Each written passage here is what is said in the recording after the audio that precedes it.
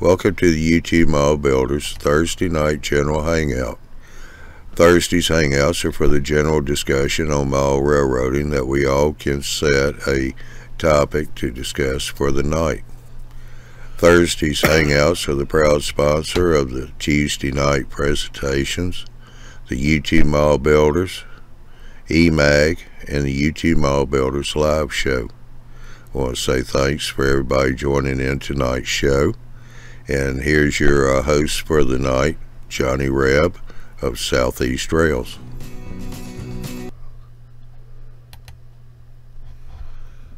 Hello everybody. Hope everyone had a good Christmas.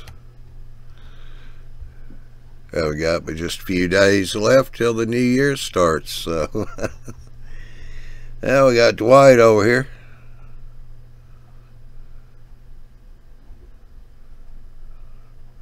He said driveway shoveled, yard tracks ballasted, glue drying on a model. Time to visit Johnny live show and try to stay warm. Yeah, I'm sure you are trying to stay warm, because I just saw y'all. I think y'all supposed to have another snowstorm coming in, but they did forecast that up northern United States gonna have a lot more snow this year, what you been having. So hey John, how you doing? Let's see, we got here I am trying to cool down. Yeah, we got Andrew over here on the panel, and we got Josh on the panel. So yeah, Don just jumped in. Any of you out there want to jump in here on the panel, you're welcome to do so. We got plenty of room. All you got to do is go to the postings and click on the live show panel. That'll bring you in here. Dwight said, hey, old scout.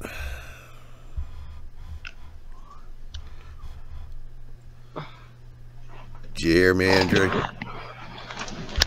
Your mic's muted, Andrew. Yeah, I heard him. I'll give him a hard time later on. Alrighty.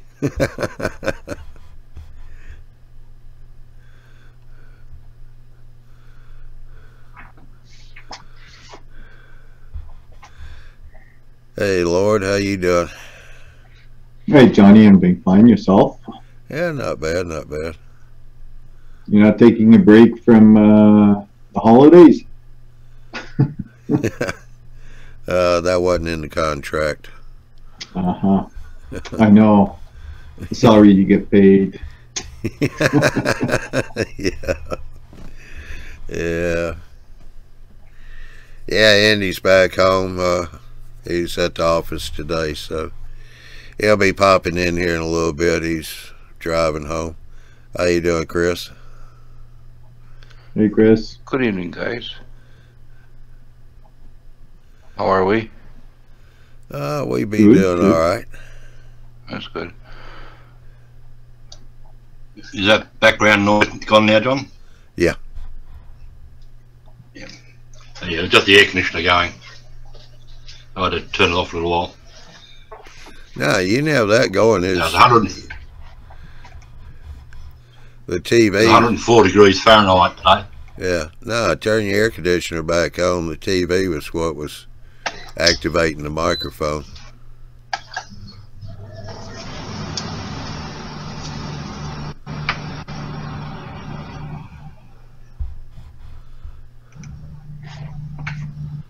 Yeah, that not too bad now.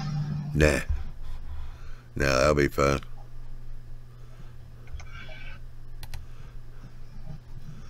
Yeah. Yeah, like I was saying before the show, I spent the day here fixing up my 3D printer, doing a bit of necessary running repairs to it.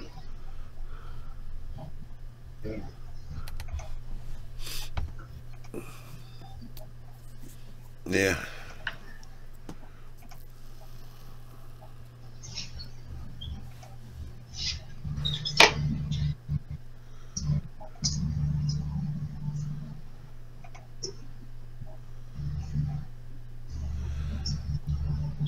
Yeah, like I said, if any of you guys, John, Don, Joey, Stu, any of y'all want to jump in here on the panel, come on in. You got to readjust your camera there, Josh.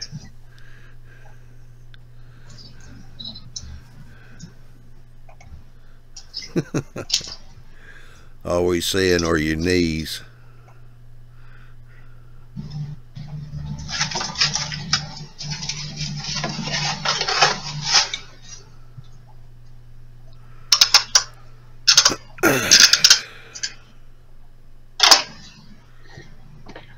Here, Johnny, I'll show you what I've been doing. All right, what you got? Not much. No. Here's my brewery, how it's going. All right. I've got 14 walls out of 48 done. Well, I'd say you got a den in it anyway then. Now, none of the walls have been assembled yet because I need to have all my walls done to figure out exactly how I'm going to install them, because I want to be able to bring them to shows. So it can't be more than 2 feet by 4 feet.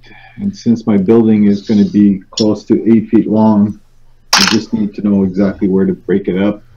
Yeah. It's looking good so far. Pardon? It's looking good so far.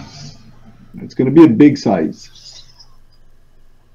Yeah, I just put an order in for a 5-watt laser cutter, so I could start scratch building some kits from scratch.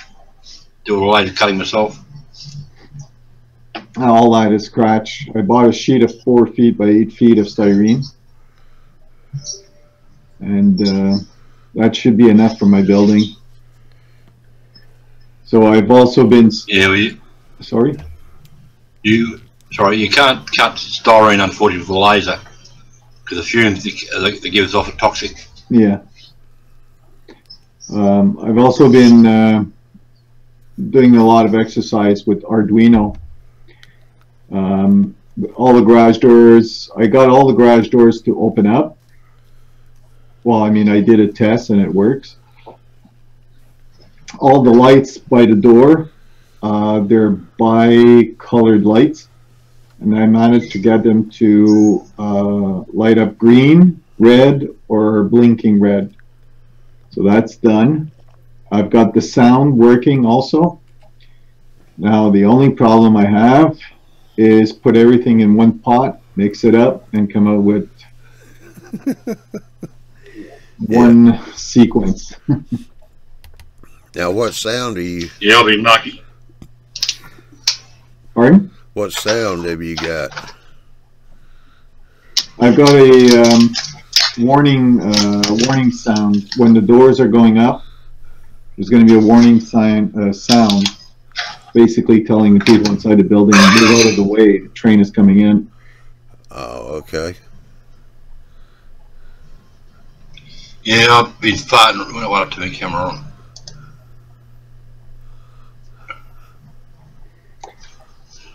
So that's the only thing. Seen these So that's the only thing I've been working on. Little Bluetooth module to go on the Arduino Nano. So I'll have one of them around my layout. I'll have a master control panel somewhere that'll just send out messages to that particular Bluetooth device to turn this light on or turn that light off.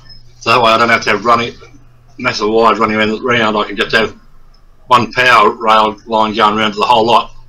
And all the Arduino Nanos will be connected to that, and they'll be talking to each other through the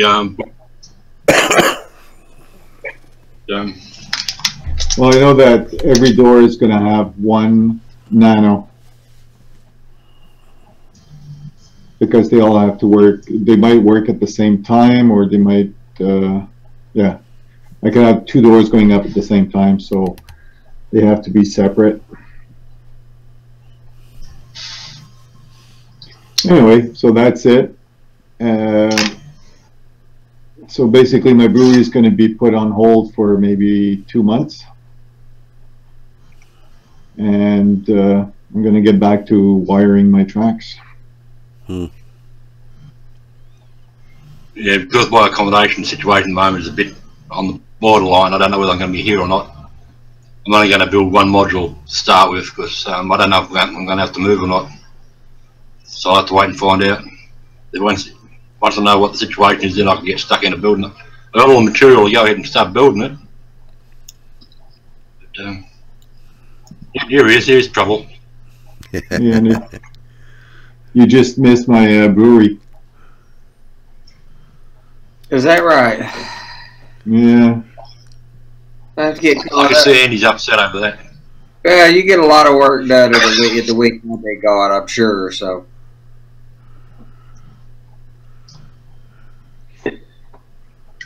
Here, I'll talk to you since you missed it. Where is it?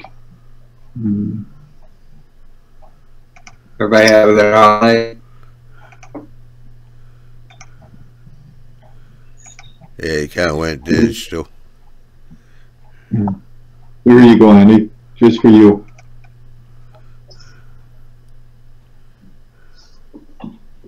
Spectacular. Like I said, there's only 10 walls out of 48 done. Yeah, that's a pretty good move. That's a big industry on most people's layouts already.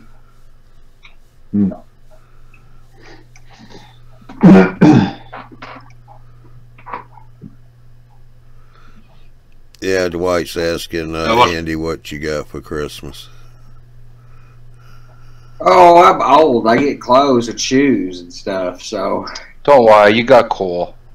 I get. Well, yeah, it's East Kentucky, of course. Cold's part of it. Did y'all see AJ's pictures of his Christmas haul? Uh, Yeah, he's showing off what he got for Christmas. The last picture was a plastic tub full of coal. I got a Christmas card with my present, and it said, Santa looked at your Christmas list and said, better luck next time. yeah.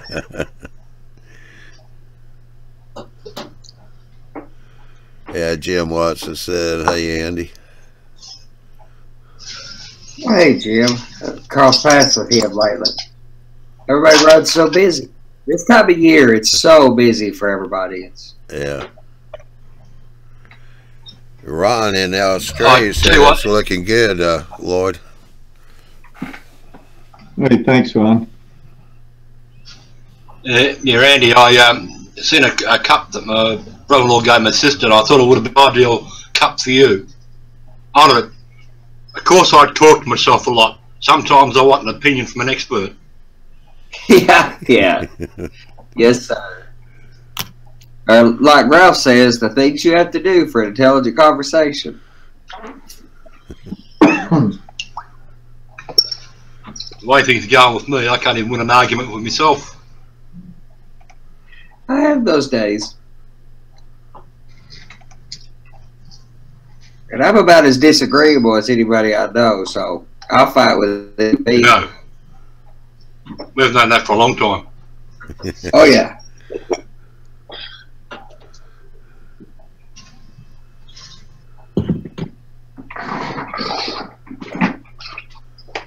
So has anyone else been doing any 3D printing, or don't you do much of it?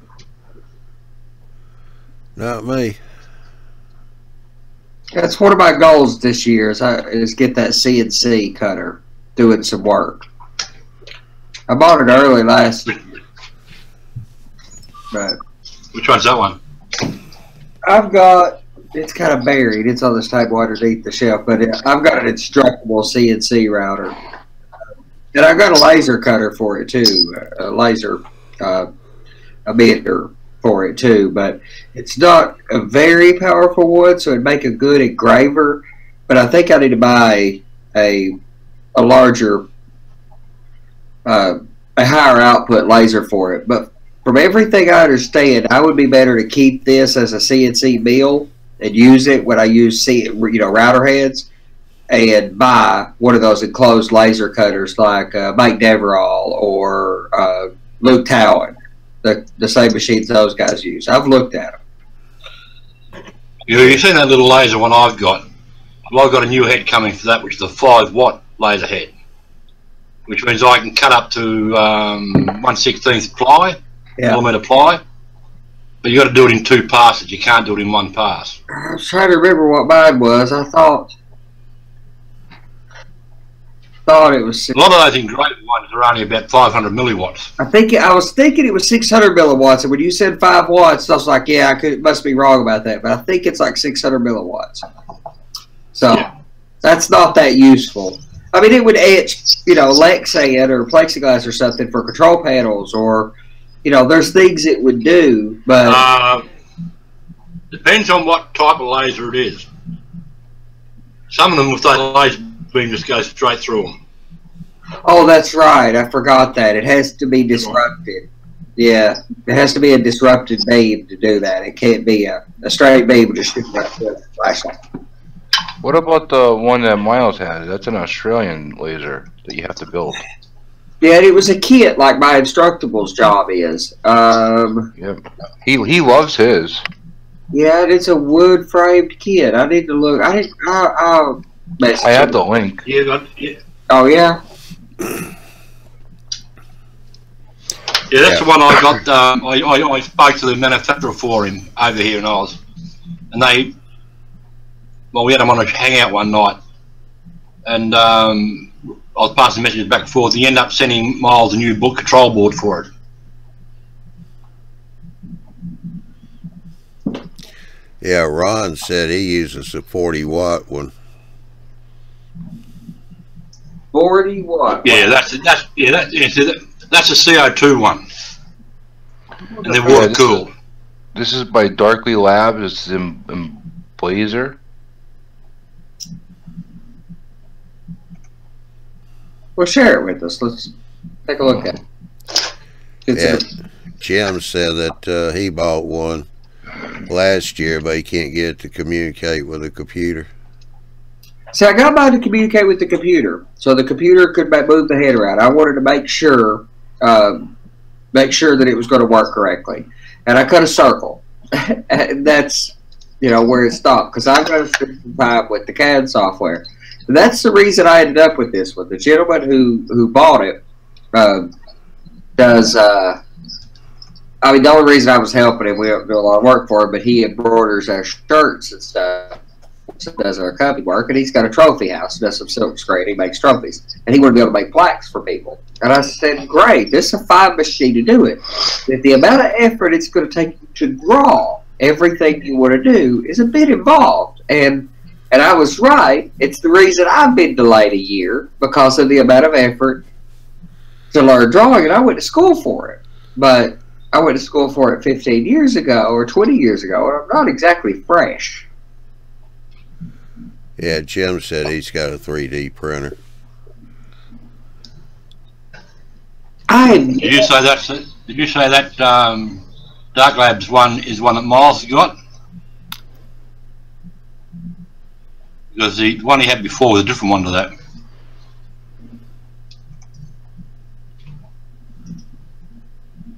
Chris. I don't know. I thought Chris knew. What?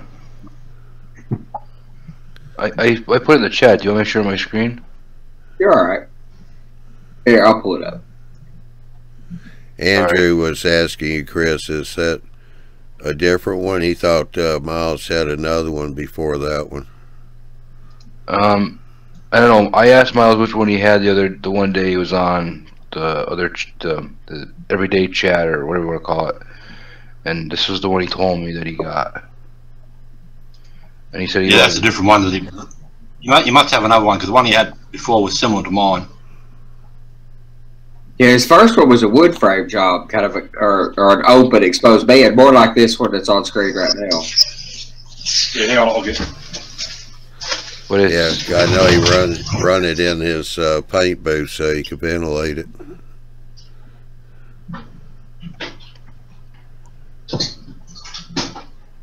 But this is an Australian company, I believe.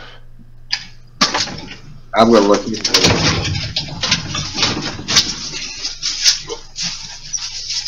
Let's see, Jim said he had a 3D printer.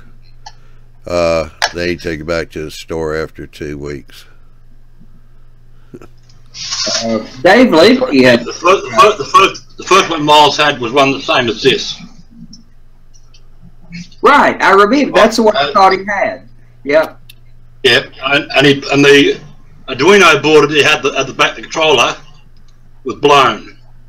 So I talked to the manufacturer here in Australia while we were on a live show, and we talked back and forth between the three of us what was wrong, and they just ended up saying, "Oh, we'll do a new board." Yeah, so that's only a 500 watt, 500 milliwatt laser head, and that'll only engrave, right? So you got to replace that with a 5 watt one. I need to look down here and see if it's 600. That was what I was remembering it was. Yeah, if it'll only engrave, it's normally not more than 500 milliwatts or something like that. If you really want to do some serious cutting like acrylic or any thick wood, then you need a CO2 one, and they vary between 40 watts up to 200 watts. Yeah, Ron. I thought it was 600. Most hobbyists who get the CO2 one, they normally get one that's about 40 watts, and that does most of their jobs. Yeah, the guys I'm following online, Mike Deverall, those guys, they're all buying 60 watt lasers and running them at about 50 watts to increase the life of the laser. Yeah, that's normal practice. Yeah. And the 60 watts are not that expensive per se. I mean, all in, you're going to be upwards of $2,000 or so, all in. But that's an enclosed bed that you can just bed out. So yeah, they come with water cooled pump system, which you got to put into a bucket. The water cool the CO2 tube, and they come in. The cutters come in enclosed. And they've got a panel at the back where you've got to connect the hose out your window or something like that. Yeah. Right. So you don't have to have a booth or anything else for them. It's all in about $2,000. Now my CNC mill was originally like $1,900, $1,870. I didn't pay that for it. That's what it was new. I just got such a good deal I couldn't pass on it when I bought it. All right, y'all, hang on a second. Yeah, well, I've got a... Yeah. All right, Jim. Go for it, brother. All right, Jim, what you do is you can go to YouTube or Facebook, and in the comments you'll see a link to the panel. It's up here, .in, YTMB live. Click on that, and it'll bring you straight in here on the panel.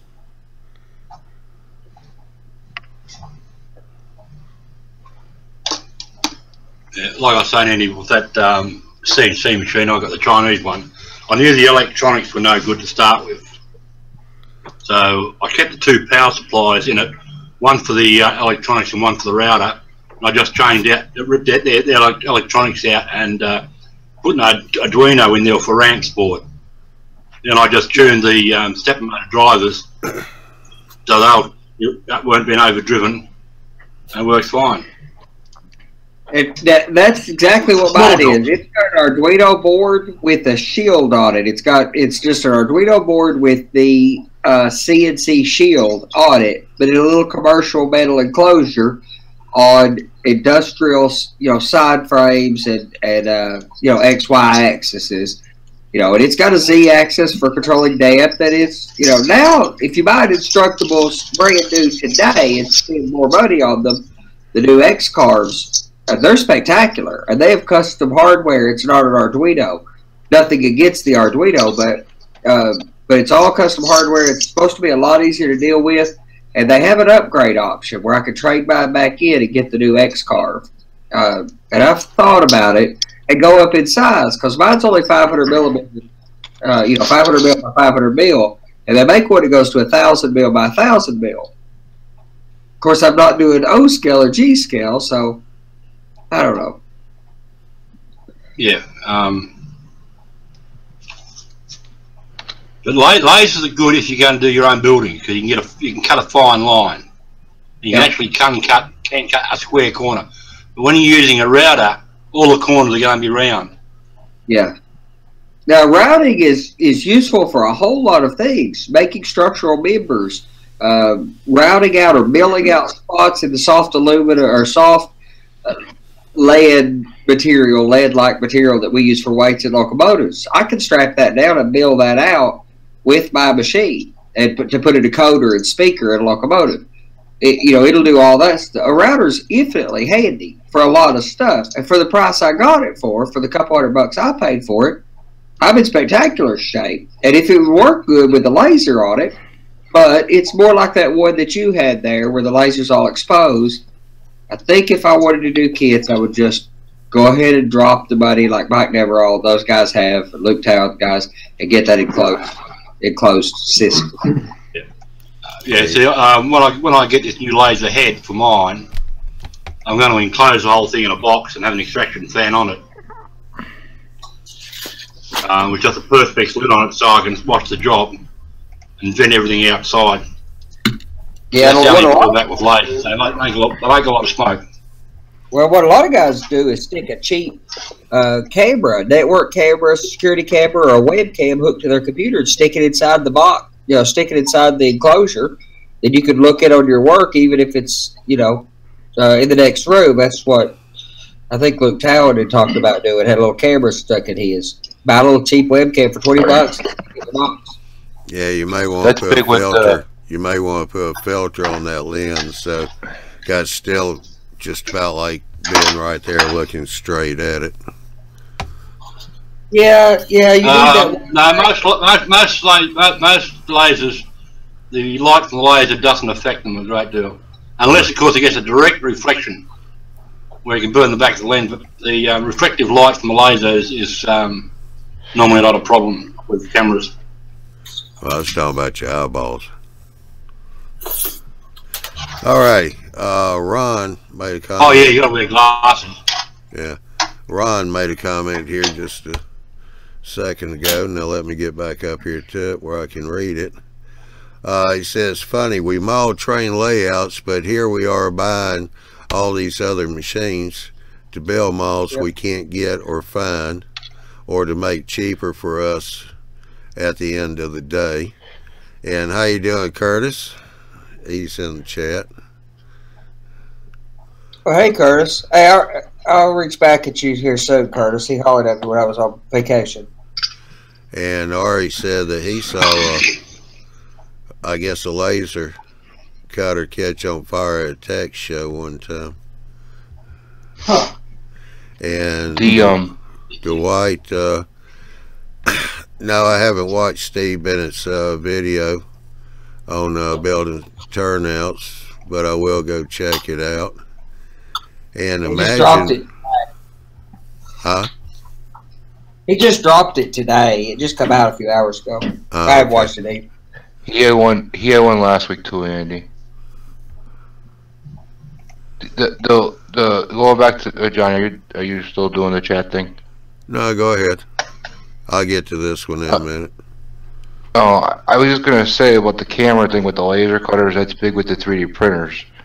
You can get a program called OctoPrint, and what it does is it monitors the printer and basically allows you to 3D print anywhere from within your house on your network.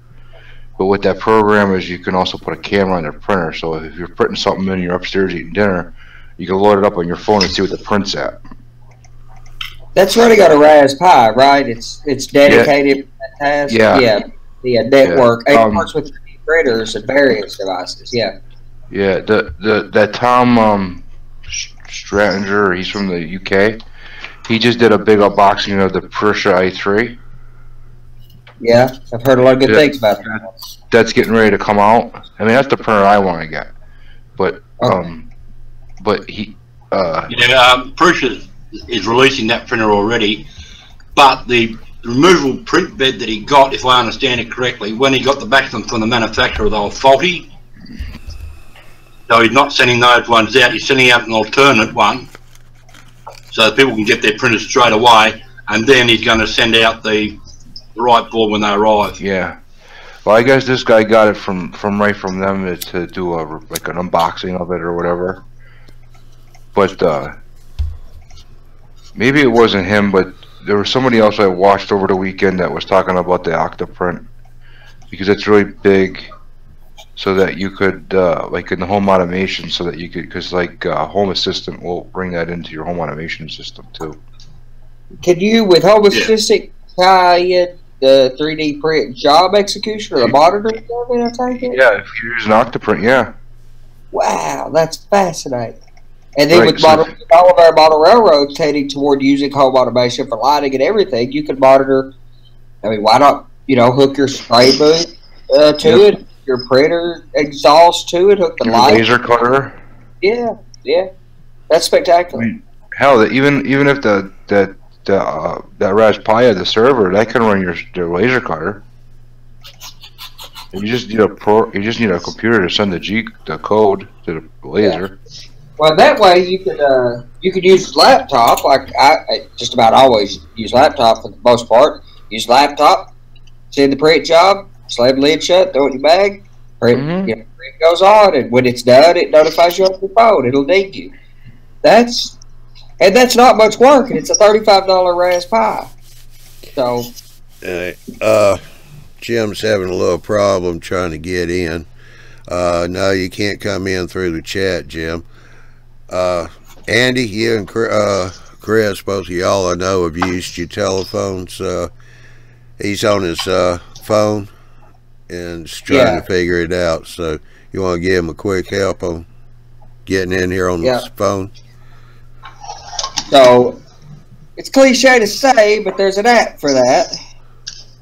And the app will, once you authenticate, it'll give you your list of your rooms, and you can just tap the room. Or if you don't want to type the room or don't want to log into your account, there is an option at the bottom below the button called Enter Existing Room, and you can type a room out to join this room. I think it works great from a phone. All right, what's the name of the app? Appear. And that's on any phone, iPhone, Android? Yeah, well, iPhone or Android. I'm not sure about, Windows Phone or some of the or BlackBerry or anything, but Windows and Android and iPhone, absolutely. All right, so just go to the local app store and get Appear.in app. Yep. That's it. And then if you already have an account generated in the app, it'll ask you to authenticate your account. You put in the email address that you signed up for. It's going to send you an email, get with the code. You got 5 minutes to use that code, but no big deal. Type that little code in. It'll authenticate your app. One of the things I love about Appear, one of the things I thought was so good for us, is you don't have to have an account to use it. You get to have one if you want to save your avatar, like these guys that have their railroad logos up and stuff. You can have an account, but you don't have to. If you have an account, there's never a password to it. Never. You don't get a password. So, it's nice. All right, I want to get up here to Imagine Wire. This is something new I think y'all might want to jump on. He said, can any one of you direct me to someone with knowledge of how to build concrete vents for an aerial trackway in the Garden Railroad, G-scale? Oh. Wait, a concrete fence. Yeah, it's hard. So my instinct about this is you got 3 material choices. Let's see if we can think of any others. But people use real concrete. A lot of people use real concrete. A fine mixture like Portland cement. More expensive, high carbon footprint to create it, but it's a very fine particulate concrete material base, and you can use Portland cement and make a very fine surfaced material. That's what most people who do G-scale outdoor railroad landforms that aren't just dirt, a lot of people do these concrete landforms and concrete rock work. So you can easily build, well, I don't know about easily, you could build a form and pour it full of concrete. And it maybe you'd probably need some rebar support, or a plastic like a styrene. But the third one I was thinking of is the material like Miles uses a lot, the Citra. It's a plastic board that is weather safe. They use it on sides outside. You could have, form lines like where they used plank wood construction to form that concrete bridge pier, like they did on the prototype prior to recently. Stone or brick or whatever you wanted to make rock, whatever you want to make the abutment out of, have it printed in that Citra and build your piers with it, because that would be safe outside. Wrap it around a 1x4, a red wood or, a treated 1x4. Did he say he's building a fence or a wall? A bridge abutment, bridge pier. Okay, so why not just use Quickcrete? That's what I was thinking. Use concrete. Now, if I was going to use concrete and make a bridge pier, I'd use Portland, because it's so small of a structure, and with Portland you get a really tight bond. Yeah, but you don't want all that rock. You don't need all that gravel in it. Yeah. Right, now you can get Portland cement mix though. That is mortar mix, whatever. Portland. You got mortar, like a brick mortar. And all it is just the dry particulate concrete. You have to add your own rock if you wanted that. I would use a non-shrink grout, personally. I'd use that Portland cement. Because the problem with using real concrete is, and I guess it's not really a big deal because it would make it look real, but it's eventually gonna crack as soon as it sets. No matter what you do with concrete, it's gonna crack. Well, yeah, some of that's going to happen no matter what. Portland cement does a little bit better job. It's got a very high rigidity, very high PSI rating natively. Portland cement's rarely used in regular normal applications. A lot of industrial applications or really high-end stuff uses Portland because the high carbon footprint, it hits the higher cost of it. But for building piers, really solid. Makes a really nice surface. It's not as rough textured as a traditional or cheaper concrete. And you can buy the fiber mix and mix the fiber mix with it so that you get that particulate fiber in it. And then you have to sand it or something after the fact to get rid of the fiber to stick out. I would at least put some chicken wire in it just to help it a little bit. Take a 1x4 and wrap it in chicken wire. And then build a form that was slightly larger, pour it full of concrete. Yeah. Something like that. Yeah. Yeah, the galvanized chicken wire too. Yeah. Because what's going to happen is its temperature shrinkage is going to want to happen. So you want that steel in there just to kind of help it with that aspect. Yeah. And the fiber will reduce, that fiberglass insert will reduce some of the small surface cracks, but it won't handle big, if it's going to make a big crack, the fiberglass won't help that. No. But it'll also keep the corners together. So anytime I've ever poured concrete years ago that had fiberglass in it, you could get really nice corners on porch and stuff, and they would stay together instead of chipping or breaking off or absent the fiberglass material. I tend to think concrete would probably be the better bet. It depends on how solid you want it to be. But you could use a 1x4 wrap it in Citra. My problem with actual concrete is stone, because you're doing such a small area. You know what I mean? I wouldn't buy the bigs. I would just buy the concrete.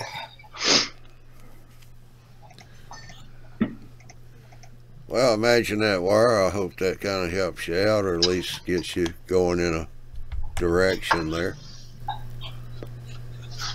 I would do it like precast. I would form it someplace, pour it, leave it in my garage, let it set up, and then set it where I want to put it. Yeah, I agree. Like use plywood as the form or something, and let it sit, and then pull the forms off, or make it so that you could reuse those forms if you're gonna make 2 of them, or 4 of them, or 5 of them. And then pull it out, and then take it to where you want to put it. Put the dirt around it. It ain't gonna go nowhere. No, and then you could easily adjust it to get the elevation right. I wonder if it would be wide enough, if you could use the C-channel that an aluminum stud is. With an aluminum stud, you could just fill it full of concrete, wipe it off.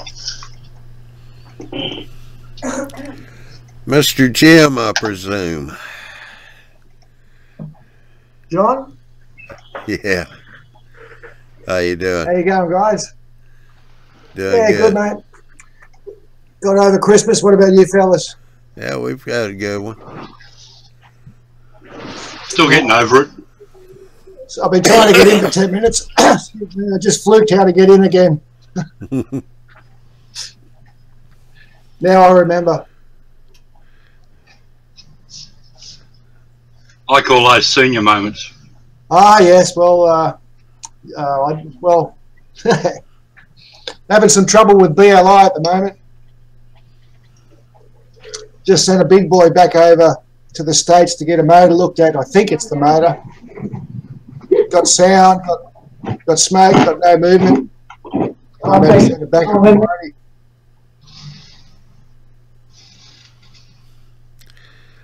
I Jim, scared everybody off. yeah, Jim, if you don't mind, while you're smoking, turn your camera off, please.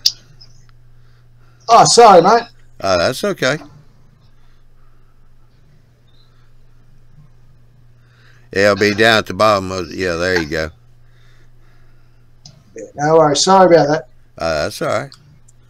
Yeah, we just ask that you don't drink alcohol or smoke during the shows. It looks like I need one of those filters that Cher's got. Yeah. Yeah, I thought I'd buy myself a late Christmas present, so I ordered one of the BLI challenges.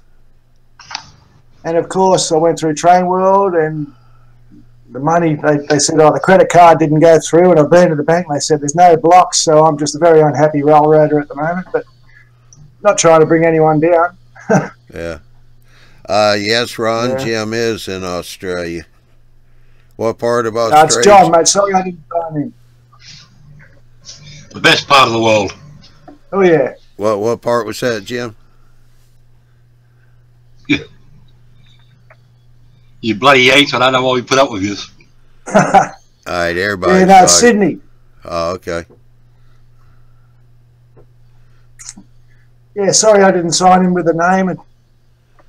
That's okay. I mean, after the show, you can create a account. That way you don't have, like Andy said, once you create the account, all you got to do is just click on it. Mm-hmm. Okay. Will do.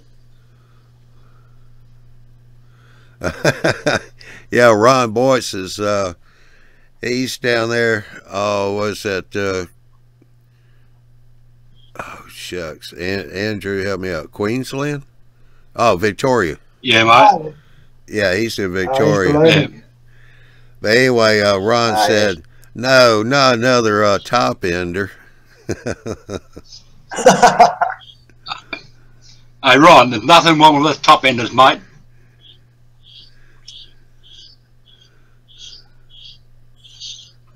We won't talk football.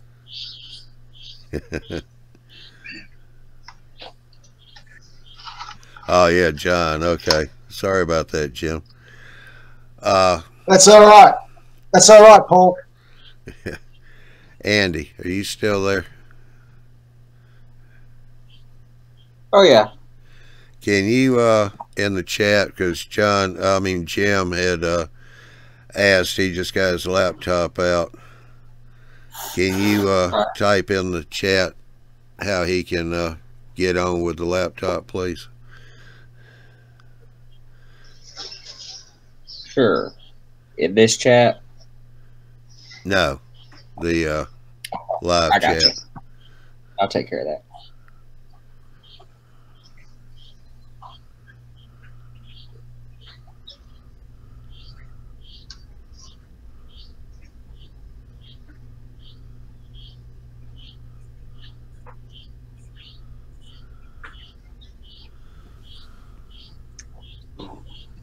Excuse me.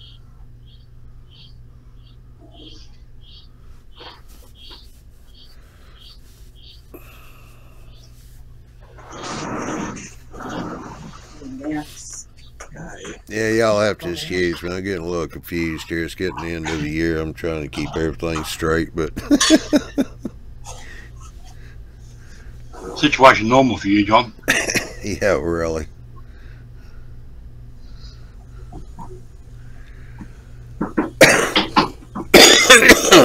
Just in the month of December, I think I changed the schedule about 3 or 4 different times for the shows so we could get them all in.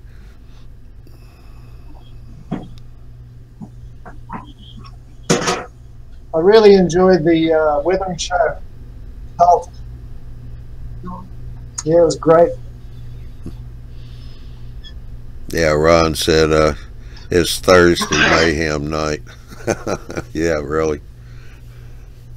Yeah, I love it. Forgot my camera's still off. All right, now it's back on.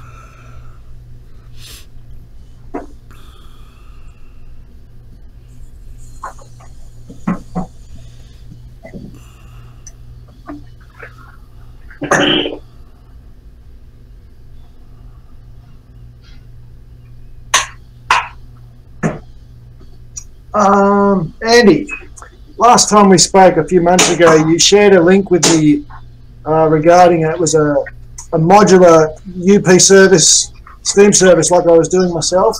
There was a link to it, but when the show was over, I couldn't get back to it to find it. I think it was something that went up and down and it came up from underneath or something. Or does that ring a bell? It was a I think it was a UP facility. What was it for again that we did that? I'm building a UP steam facility myself, and at the time I shared some pictures. You showed me something on, I think it was YouTube. Yep, I remember. I can't get the link to it. I'd like to write it down. Real quick, Andy, if you look at the chat, Kelly Watson, that's Jim's wife. He's on her name. I guess that's her computer. Yeah, I posted the link to the live chat. I just always forget that you can't post URLs in there, so I always have to go break it out. So break out the parentheses, not parentheses, because yeah.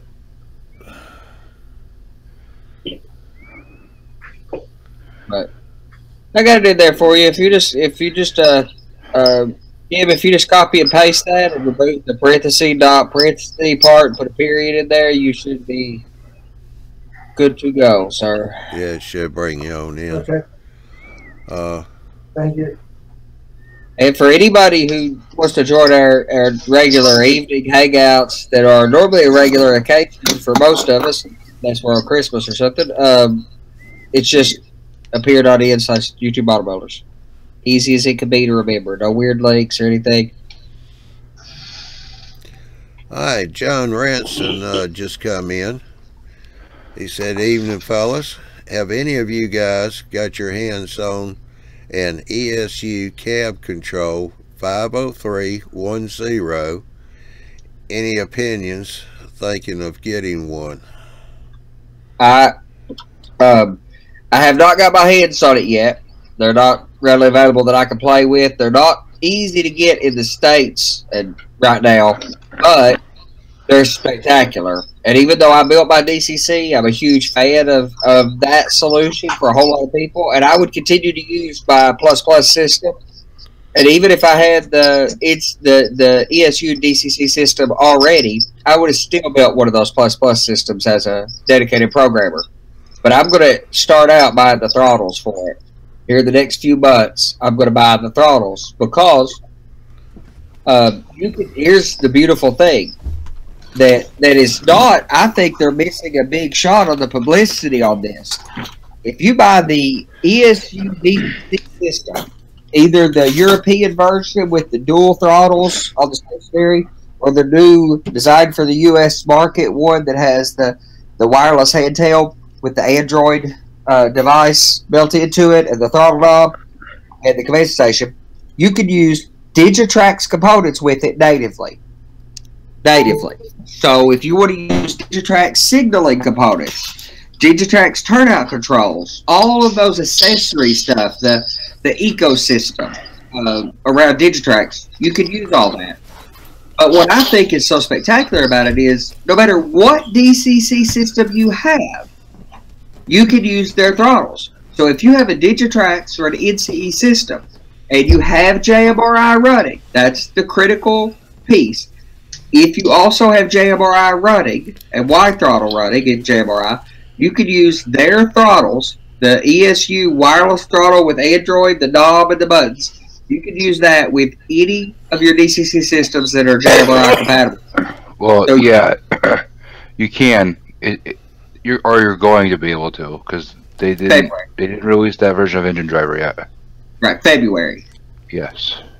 And if you're pretty tech savvy, you can do it. And if thanks for that, Chris. And you're right. And if you're relatively savvy, you could put it out. You can download the app right now that has support and put it on there. That has the hardware support for the knob and stuff. But by February, probably by the time any of could probably even get those in our hands right now because they're so hard to come by. So far, it seems to me, and all the distributors at Yankee Dabbler and all the various people I've looked for, I have not found anybody with one in stock just to order yet. So, but the ability to transition into it. If you have a Digitrax system, you can buy just the throttles to begin with and use it with your Digitrax system. So you have ESU throttles, Digitrax system, Digitrax peripherals, controlling your whole layout. Then you can replace your command station and keep using your boosters, but replace just the command station with the ESU command station, which would give you all the bi-directional communication stuff that you get with ESU loc sound decoders that are spectacular. And you can still use all of your LocalNet accessories that you have. It's incredible. It's everything we dreamed of in DCC forever. Everybody's raved about it. I mean, the gold standard is being able to use each other's throttles no matter what DCC system the layout you visit happens to use. And with an ESU throttle, you can use it on anybody's layout you visit that has JMRI running on it.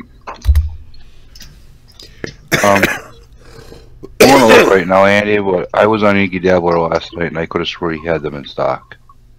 Well, I looked before Christmas, granted. So I have not looked since Christmas, so it could have changed that quickly. He had the spot. Yeah, he has them for. Sorry, what? The new ESU systems, what we're talking about, that new ESU DCC system they've come out with, it's the same DCC system, basically, but they have refined a version for the U.S. markets. We don't typically want stationary throttles the way the ESU command station traditionally had, the ESU's ECOS system. They had two throttles that are touchscreen and all that, and they supported Barclay and a bunch of other protocols other than DCC. However, so now they've come out with a US version. It's cheaper. It's like $500 or something, right, Chris? Yeah, but the throttle on Yankee Dabbler is $234. Yeah, just a throttle. But you get a throttle and a command station for $500, I believe. All right, I'm going to interrupt I'm going to interrupt here real quick because this is going to be a little bit of a lengthy conversation. So I just want to jump in. Greg Hines was asking what we talked about in past shows on cleaning the soldering iron tip. I typed in there sal ammoniac. Now, Greg, I'll tell you what, the one I've got is a 4-ounce solid form. That is as big as you need. You don't really need to get a great big hunk of it. I can tell you, when you go to use this, take it outside or do it right in front of a fan that's blowing out the window, because this stuff is really bad and you don't want to breathe the fumes off of it. But it works really well, so make sure you've got some really good ventilation.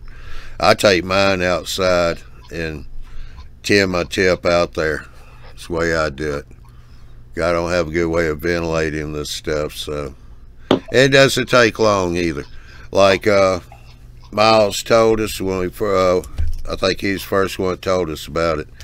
You just get your let your soldering iron heat up, rub it on the block, get you a little dimple made in there. Once you do that, then you put a drop of solder in there, in that little dimple, and then just roll your soldering iron and scrub it up and down on the block. And once it gets that tip cleaned, that solder all of a sudden just suck up on the tip and it's tinned. You just stop right there. You're done. It don't take that long. But anyway, that's Salamoniac. You can get it online. Just do a search and you can find different prices for it, but you'll buy it cheaper online. It used to be made by Allen, now it's made by Johnson Manufacturing. And now we're back to the topic of the ESU controller.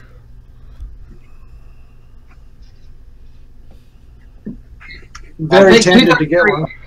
They're in stock. They're awesome.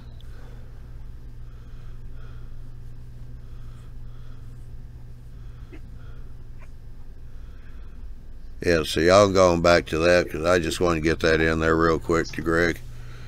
But I preach about the benefits system or about using JMRI more as the intelligence of your command station. That's something that drives me crazy about a lot of the systems we have, the Digitrax and NCE systems out there. And I'm a fan of both of those systems for different reasons. But there's so much intelligence in that command station that's not necessary if you're using JMRI also, or expect to always run it. I like the idea of these very simple command stations like the DCC++ or the SPROG, like what Martin does. I think those are spectacular devices. But low sound decoders are the bee's knees. I mean, the full throttle feature set that lets you coast an engine while it still moves at speed, or lets you pull like the Dickens while you're moving 5 miles an hour. That's incredible stuff. And they have some really good intelligence built into those decoders for bidirectional communication and decoder identification. So all these things we do with RFID, there are ways to do that without doing RFID. So in line on my lines where I have gaps, I'm gonna peel the wire that goes down through the occupancy detector and run it and take a sample off that so I can read that digital bit. So when the decoder enters the block, I can read what decoder is in that block without having to have RFID to do that. It doesn't help you with cars, rolling stock, freight cars, just stuff that has decoders. But that's all built into low sound decoders, and we can't take advantage of that with anything. I mean, spend $2-3 grand on Digitrax, you still can't take advantage of those features. With the ESU ECOS, you can. And with a $500 price point, pretty hard to argue in favor of virtually any other system, with the one exception of, and everybody says, if all your friends use Digitrax, you probably should use Digitrax. If all your friends use NCE, you probably should be using that.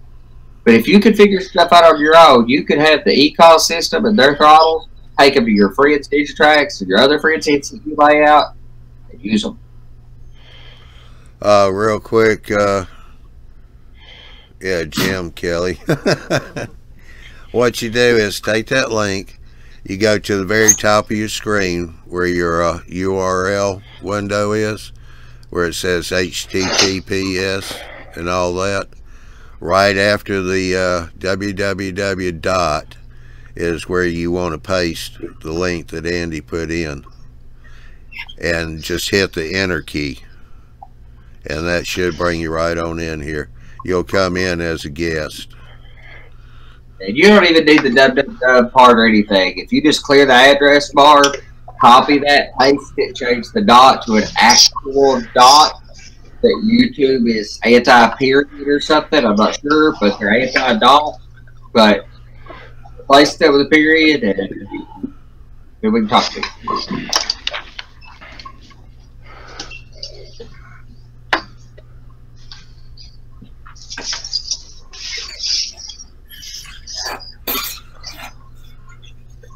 Or you can just go to YouTube where we posted the link for the show and all, and down in the comments, or on Facebook, Down in the comments is the link there. You just click on that and they'll bring you straight in here.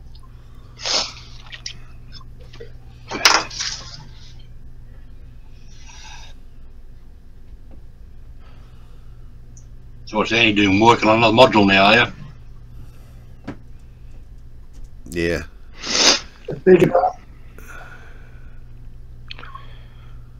Yeah, but it's really squeaky if I don't kill the mic. This styrofoam, you know, you'd think it's awful quiet using a wallpaper knife, but it does make a racket that the microphone picks up. But last module on this whole level, when I get that one built, there's no more modules on this level. I'm going to have to go on to the top level. And obviously not build my lower levels for a while since my workbench tables are covered in crap everywhere. How you doing, Ralph? Ralph, I'm a little bit worse than last night, but I'm still all right. Oh, jeez. Yeah. You didn't get in the tub with a bottle of rum, huh? No. I should have, but I didn't. No. Yeah. And how's everybody else tonight? Oh, we're doing pretty good. No point complaining because none of you are going to listen to me. That's the truth, Andrew. I'm doing great considering I eat an all-stress diet all the time. So I do quite well considering that.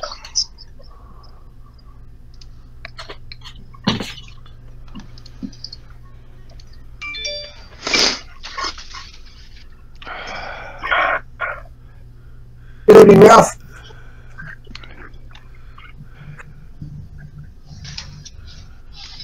Somebody said something to me. I said good evening, Ralph. Good evening to you. What is it, John? Yeah, good afternoon, as it is over here. Yeah, I was going to say. Good afternoon. Hey, Ralph, do you have any plans to do any shows on weathering steam? On weathering steam. I know who's going to donate the engine, but you know. I'd sit it up there. I've already tried to offer it. I like weathering. I enjoy the process. I am far from skilled like Ralph, and I try to, you know, mimic all of his techniques I can. But for key pieces, I would pay him in a heartbeat. If he would do my steam, I would have already paid him to do it. So, yeah. Because his weathering's spectacular. So if he could get weathering like that at that level on my steam locomotives, and I weather the freight cars, I feel completely adequate in my skills there, where I know they will improve by watching his show. But for those key pieces, for those big expensive steam engines, I would rather pay a man that's got the skills Ralph does. I'm still working on a process for steam. One that I have to feel comfortable with. Sure. So it ends up me taking some old crap that you get at a yard sale or whatever and practice on it and destroy it basically until you get the technique you want. I'm almost there. I haven't got there yet, but I'm almost there. Diesels? I'm trying to psych myself up. Nah. I'm trying to psych myself up to do an early Proto 2000 210-2 because it's my oldest steamer and it's looking a bit ratty now. But even finding the takeoff point is hard. Have you seen Trainmaster's TV videos? A little bit. The guy from Iwata has done some weathering on steam using an airbrush. It's not as convincing as I'm happy with, but it does look okay. The thing is, you have to find some prototype photographs so that you know where the calcium deposits are that come down from. Yeah. That's I've tough. already found a Western Indian site, UP stuff, but it's just finding the guts to start, you know. I do it. So I'll be watching very intently. Okay. There's very few color photos of steam engines in active service. There are some. Okay, but it doesn't have to be in prototype photo. Doesn't have to be in color. First off, you have to take some. You have to take some what they call poetic license. You can see where the dirt is. You can see where the steam or calcium deposits are. That's no-brainers, and that's all it is. And then you're grease and oil around bearing points. Right, and you could catch any color photo of any steam locomotive from continued freight service and see what the coloration should look like as far as tone, because rust is kind of rust on that type of metal. But on that type of metal, you're not really going to get rust. No, just you get this weird rust that happens. It happens a lot like on bridge beams too. Is this slowly changing from let's say a green or a green bridge or whatever is, you're going to have this rust bleeding through. Yes, yeah. That doesn't happen. But on the bottom of the boiler, you have they're just about everyone I've seen in color. The heat bleaches them out, so it ends up being a wider, almost frosting kind of effect, and then you see rust coming through it. But it's a yellowy rust. It's not an orangey rust. That's because of the sulfur that's in the coal. That's the firebox. That's the firebox, and that's the paint that was on there gets burnt off. But it has because it's exposed to moisture. But the thing is, on a steam locomotive, water doesn't have a chance to sit and attack the metal because the heat dries it up so quickly. So it takes a lot longer for it to rust. Right, unless they're setting in scrap. But an active duty would, yes, absolutely. That makes sense.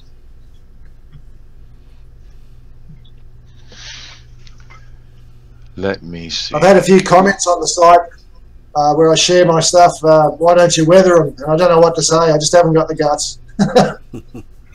Well, like I say to everybody that's getting started, go out and buy yourself a whole bunch of cars and things at garage sales or flea market, the $2 and $3 and $4 pieces, and just play with them.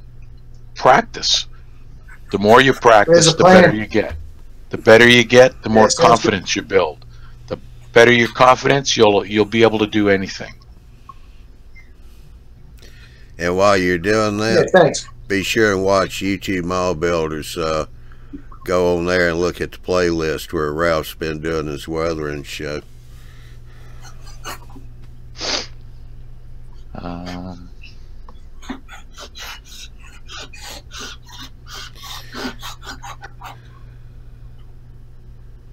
Jim, are you having any success on that link?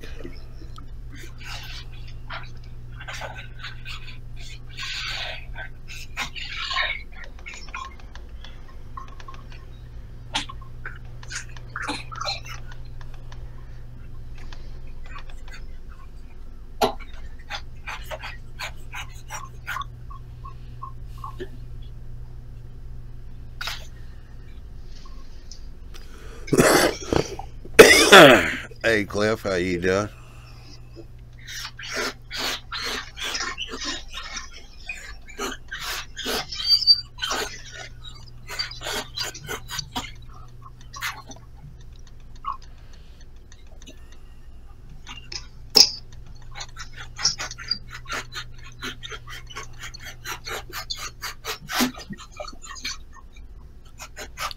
Yeah, not bad, Cliff. Hope you had a good Christmas.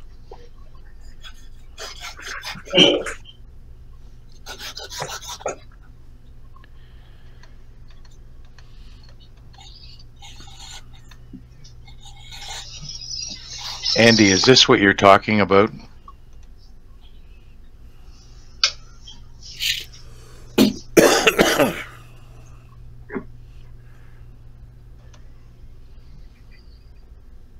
Yeah, see how white frosts over at the bottom, and then it has that kind of yellowy rust that kind of bakes through the white frost? That's because of the heat. It does that to the steel. It burns the paint off so that it's white, and then whatever rust or moisture does get on there, it just sort of tints it slightly.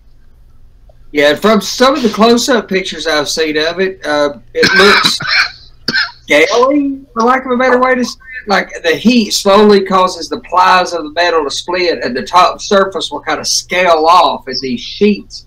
So, and I don't know if that's recreatable or if it's necessary to recreate it, but.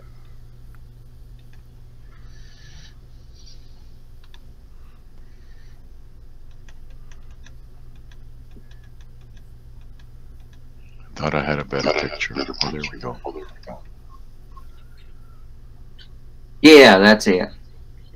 So there's that certain color, yellowy rust, that you've got to recreate if you want to capture that correctly. Now, the locomotives that I'm running, that would not be nearly as white. It would still be, you would still see it as, you would know it had been black at one point. There's still a black color to the bottom of the firebox, a little bit. Yeah. But see, and I don't see this locomotive as extremely weathered. It's to me it's a mild weathering job done on it. It looks like a well-maintained steam locomotive for its day, and that's something people don't give enough credit to. The railroad is has a lot lower attention to maintenance these days than they did in the steam days. In the steam days, how clean you kept it, how well maintained you kept it was the pride of your empire, of your business. So they watch these things. I mean, freight. Yeah, exactly. They run them through a wash rack constantly.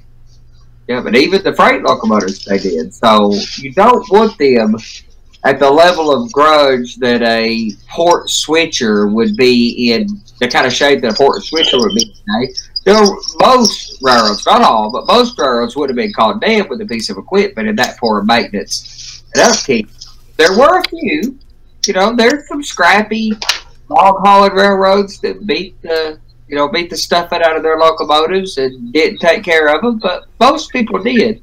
Steam locomotives require you to take care of them, though. You have to maintain them. Yeah, a lot of it, the reason they kept them a lot of clean is they didn't want to get any griddle grime on any of the slides or valve slides or anything like that. That would then just mess the whole locomotive up. Yeah, there's a bunch of functions to it. I say pride. I oversimplify this part of the pride of the railroad, and it was, but it has to do with maintenance as well, too. And then these guys touch this stuff a lot more than modern locomotives don't have to be touched very much.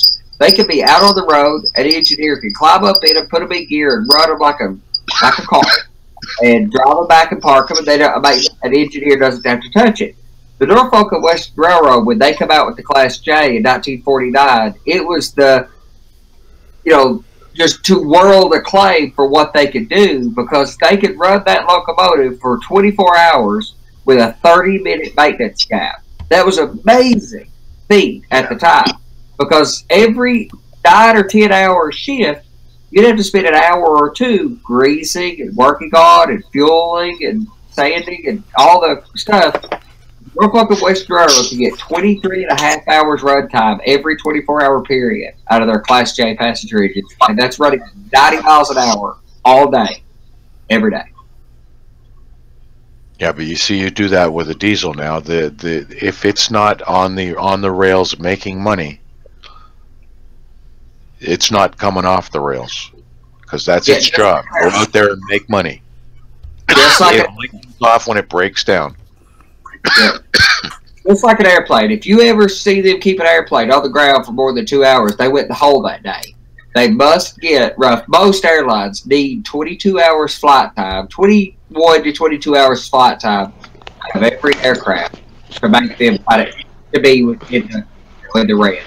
Yeah, Yeah, depending on the local. Depending on a lot of or I should say Norfolk Southern, like some of their special paints and some locomotives, they do like couple of their engines they will winterize during the a couple times. A certain couple locomotives they'll winterize it. Well, there's maintenance done to every locomotive. The difference, the categorization of steam or diesel, it's just a measure of how much time they spent in maintenance, but they're going to get touched. A steam locomotive is going to get touched every day, without question. Diesel locomotives can go weeks at a time, months, years maybe. There's, I know of coal plants that have their own prep plants or coal washer facilities in Virginia, West Virginia, that I used to go to sample coal. They have they have locomotives on site. Some of them are remote controlled by a pack that they wear around their neck, and they control them with a pack. Some of them from up in the 7th story of the plant. But a lot of them, they go down and run the locomotive on the rails on the private property. They don't touch those locomotives, and when they die, they buy a new one. Not new one. They buy another old crappy one off of somebody else, and they're going to it doesn't matter whether it's a car, train, plane, or whatever, or a ship. Commercial equipment usually has built into it a maintenance schedule. Now, in the old steam trains, the maintenance schedule is more often than it is for a diesel. Oh, like my plane a plane has a certain flight time that's allowed, and so many takeoffs and landings until it must go in for a complete service and checkup. Yep. That's part of your plan, right? It's like your car, you service it every so many thousand miles, but you build that into your schedule. And steam locomotives got the bad rap because it's not that steam locomotives, by the nature of steam, require that level in maintenance. It's the way steam locomotives were built. They hadn't perfected the assembly line. There's no steam locomotive that I know of, and none from back in the eras that most of us who model steam do. No steam locomotive was ever assembly line produced. So every part was crafted to make it work. So they required special attention and special knowledge to work and maintain them, whereas any diesel mechanic can probably change oil on a diesel locomotive. On a steam locomotive, these men who worked these locomotives got to know them well. They named particular locomotives, but they got to know them. They had a personality, but steam power could have been viable still today, and maybe better than diesel power. All our boats are steam. Most boats are steam powered. All the U.S. military's vehicles are steam powered. They may use nuclear energy to create steam, but it's a steam propulsion system. That could have, had that been perfected with the steam turbines and some of those other vehicles that are out there during the transition. Steam power is incredibly powerful. Just massively more powerful than diesel. Diesel wasn't supposed to last 80, 90 years, though, like it has. The idea was, in 1930, 35, 1940, if you'd asked any of the bigwigs of the Class 1 railroads, and back then there was like 170 Class 1s, what the world was going to be like in 1950 or 1960, it was an electric railroad under catenary. Everywhere in the States, that's what they were doing. But diesel was needed as they couldn't get there fast enough, and probably a lot of that probably had to do with World War II. They had to go to diesel faster as an interim to electric. That interim was supposed to be 20, 30 years. It's turned out to be 100 plus. Though, oh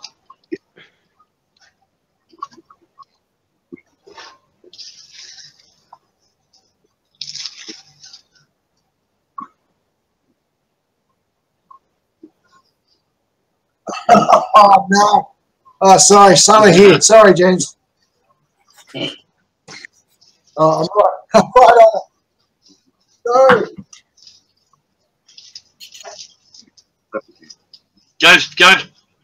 Go stand in the corner and say, I won't do it again 100 times.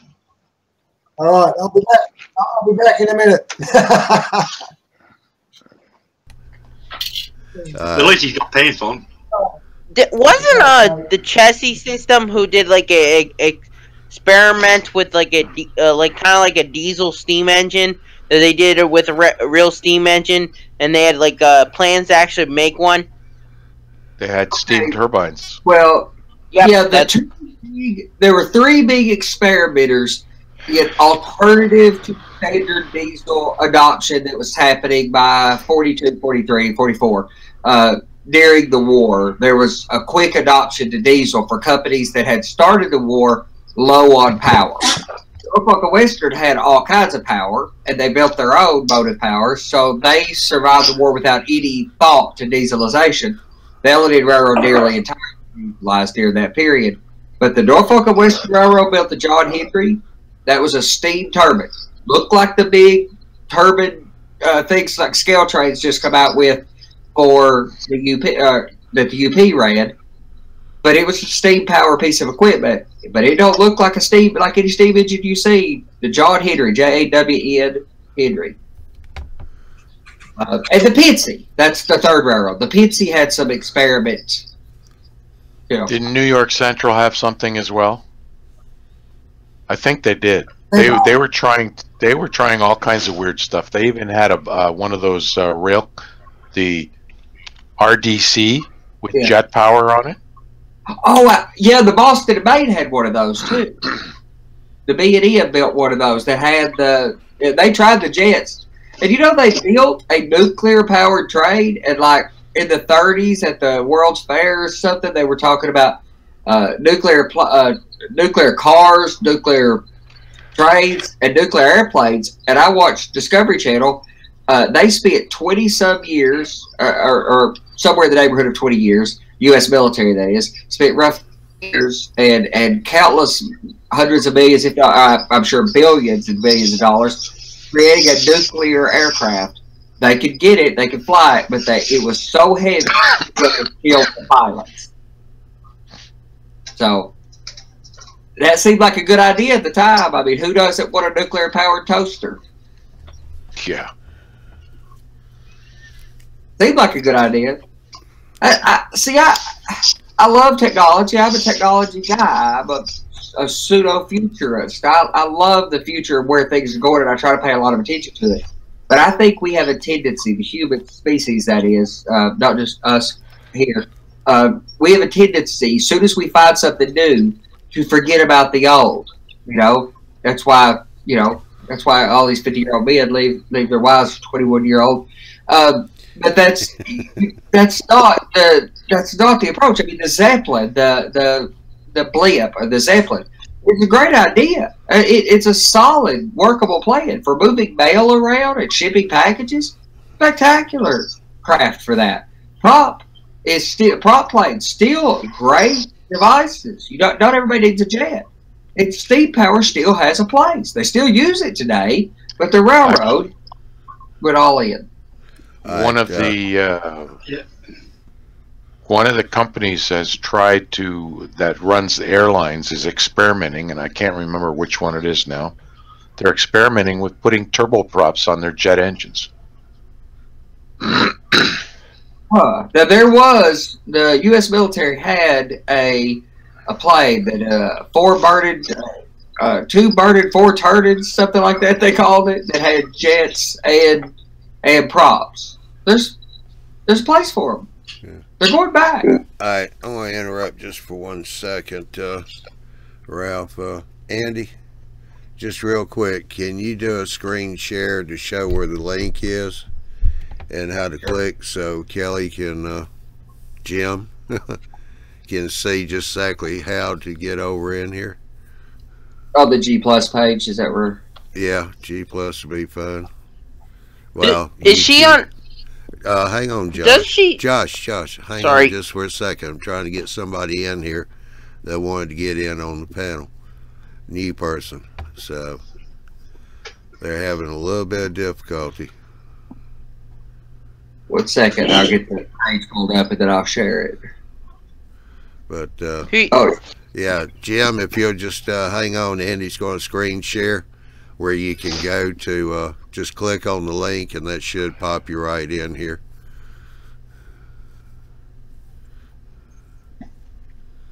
And okay, all right, screen share. So if you go to our G Plus community that I'm sure you're aware of, if you found us, we have a presence on Facebook and Google, but on the Google Plus page for this community, Johnny will post a set of links up before any show. And this is the same. Code. You can do this and on YouTube this link, also. Yeah.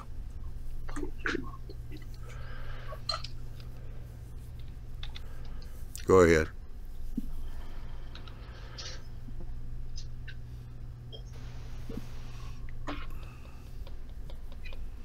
Try the Facebook. Can you get to Facebook, Jim? Because it's there also under YouTube Model Builders. Is it Kelly that you're talking about? Yeah.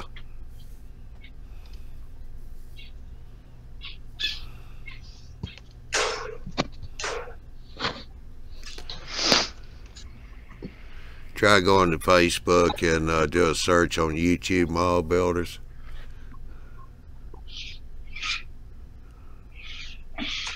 Yes, you can join too, Cliff. Just click on the panel link where we have the show posted in YouTube G Plus or Facebook.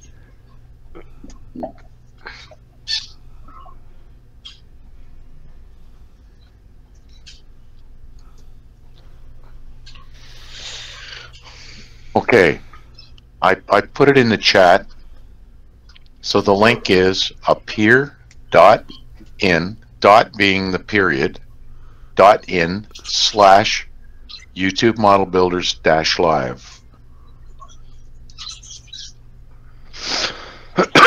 Yeah, Jim's not a real big computer savvy yet, so we're trying to get him put into the address bar, and that wasn't working for him.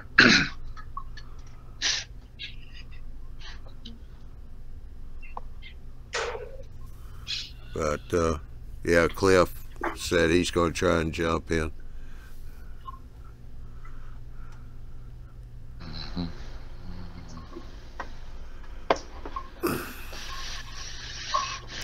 But I got the show posted. Okay. Can you hear us okay? Yes, I believe so. And can you hear me? Yeah, are you Jim or Cliff? Cliff. Cliff, how you doing? Nice. And how about yourselves? I've been watching you for quite a while now. And you're in England? I am, yes. I'm a pretty good railway modeler. I've been published here and there. Oh, that's good. I mean, you kind of had an accent like Ohio. That's unusual. I don't get that very often. I might have to admit. Well, hey, when you talk to me, when you're talking to me, you're going to get the unusual. Yeah, we got another. I'm assuming the other guest is going to be Jim once he gets his camera and all going.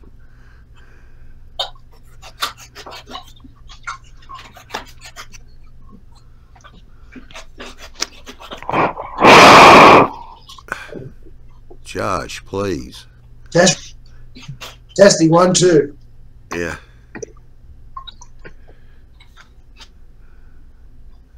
Whoops. Cliff, one of our regulars here is asking, do you know Kathy Millett? I subscribe to her channel. I mean, I don't do American railroading. I do British. But, you know, the technique's universal anyway, so... Yeah, well, Kathy's here in London. Or just... I thought she was in Birmingham. Huh? I got the impression she was in the Birmingham area. Yeah, okay, well, I was fixing to say kind of outside of London, whatever, kind of down that way, I thought. Yeah, I'm not too familiar with the locations in England there too well, as you can see. To give you an example, it would be like saying, you know, to someone from New York, "Oh yeah, you're from Washington, aren't you? Washington D.C." Yeah. It's about 100 miles away or so. Oh, okay. It's all the same island. Oh, a short drive. Yeah. Yeah, everybody lives on the same island village, right? Of what? In Australia, I got to tell you a funny story. When I first went to America, someone said, and this is going to sound like I'm being anti-American. I'm not. And it was, you know, what do you know about bread over there in England? Like, what? Well, where'd you get your bread? We go to the supermarket. You have supermarkets? And the thing about it is, you might think that is kind of silly, but the same person sent me an Easter message one year saying Happy Easter if you celebrate it there in England. You know? and it was just, you know, they had this idea of, you know, it was like a little shop and this is how things worked, and they had this kind of are you being served kind of an idea of what British life was like, and it's not. Britain and America are very much the same in that regard. Yeah. I don't think the East have actually seen that show, Are You Being Served? That's a good show. I love the BBC. I think the BBC is one of the best networks worldwide. I love the BBC. I watch a lot of British stuff. But it's all because of Doctor Who. Doctor Who introduced me to the BBC. I remember when Wally says. Then he'd like Blackadder. Oh, I love Blackadder. The Bob. Anyway, Andy, getting back to what you were saying about the Zeppelins. There's a mob in the United States. They're experimenting using blimps like that for heavy lift jobs. I've seen something about that. Massive blimps, much bigger than the Goodyear blimp. They're like 8 times the size of a Goodyear blimp. But they were lifting concrete precast material with it. It's amazing. We have this real tendency to forget, just not only to move on, but to forget the past in that way. And there's so much of that technology that's usable, and you know, steam power. I mean, I use some of the stuff that the way they signaled the railroads in the late 1800s, early 1900s. I use that all the time. That's exactly how the telephone network works. Still to this day, it worked. Still works. Just outside my window, we've still got semaphore signals. Oh, that's so awesome! I love them. Yeah, they're up here in Queensland. I forget where it's not a main line. There's a branch line up here somewhere, and it's not far from me either. They're still using semaphores. Well, the SP used semaphores, Southern Pacific used semaphores, at least on secondary lines, into the 80s, into the early 80s.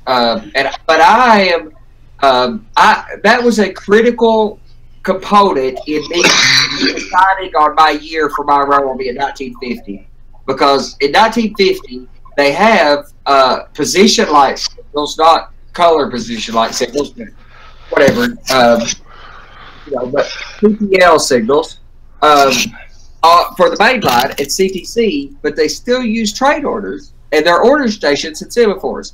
So you get this weird eclectic mix of different signaling systems together. And I think it's the best operation scheme there are. You hear all kinds of people talk about track warrant, which is way too new for me, CTC or ABS, and TT&TO, or timetable and trade order. People talk about those three, but they all have these pluses and minuses. The Norfolk and Western on these secondary lines in 1950 had CTC dispatch. So it's like driving through a traffic jam. Not a lot of thought in it. But they used trade orders, and they had timetables. So you get this balance of stuff where your less experienced guys can just run the wave rates and follow the signals. Your more experienced guys that want the challenge can run the timed freights or the passenger trades that have trade orders and signals. It's a balance. All right, I want to jump. Yeah, well, Queensland here. Go ahead. Go ahead, Johnny. I say here in Queensland, especially when we get towards the Brisbane South, there's the signals are always failing, so they still use a card system as a backup. Well, yeah, and the train driver can't move until he gets either the card handed to him, or he receives specific instructions on the radio, and he has to repeat those instructions back before he's allowed to move. But that's how track works. It's a backup system. Well, and people don't give enough credit to that. Most people think of the CTC system as traffic lights with cars. The lights on a CTC system for just about every railroad I know of do not tell you that you could go. They tell you that the track clearance ahead of you is okay. Your track warrant or your paperwork tells you you could go. So there are always two systems at play. So anybody telling you CTC, you just follow the lights, they're not doing it right, because that's not how the railroads did it. A light doesn't tell you to go. You need a warrant for that track, or you need something that gave you permission, verbal, another may I, or something. But what's up, Johnny? You were trying to get in a minute ago. Yeah. No. Before you start, Johnny. There you go, mate. You know where the mute button is, Andrew. Before I have to, readjust my glasses. But anyway, Marty popped in just a few minutes ago. Yeah, Marty, we are getting a little multinational here, especially now that we're well-rounded. The Bob's here, so now we got the caveman. That's right. Growing out that beard, too. Yeah, we're getting a pretty good representation. We got Canada, we got Australia, now we got England. And they have shopping centers, by the way. We just learned that. Supermarket, yes. I heard. That was what I heard when I first came in. Shopping centers. Someone didn't have shopping centers. Supermarkets. You guys will get supermarkets eventually. Yeah. I'm going to tell you a funny story. You were talking about signaling. And it's say funny. It's kind of dangerous, but comical in a sort of weird sense. So what happened was in the UK we got rail, road rail vehicles, so like a JCB digger or something like that, or with rail wheels, and so they can lift up. It's used for digging trenches and things like that, and they'll basically stick the railway wheels down and run it along the railway for engineering works. So what happened was there was an engineering works that you got like a main line, and then you've got a branch line joining it. And what happened was the driver of this digger decided he was going to go straight through the red light, and he was heading for going onto the main line. And the signalman caught it before he did. So he routed him onto a head shunt, a dead end track, as the safety system.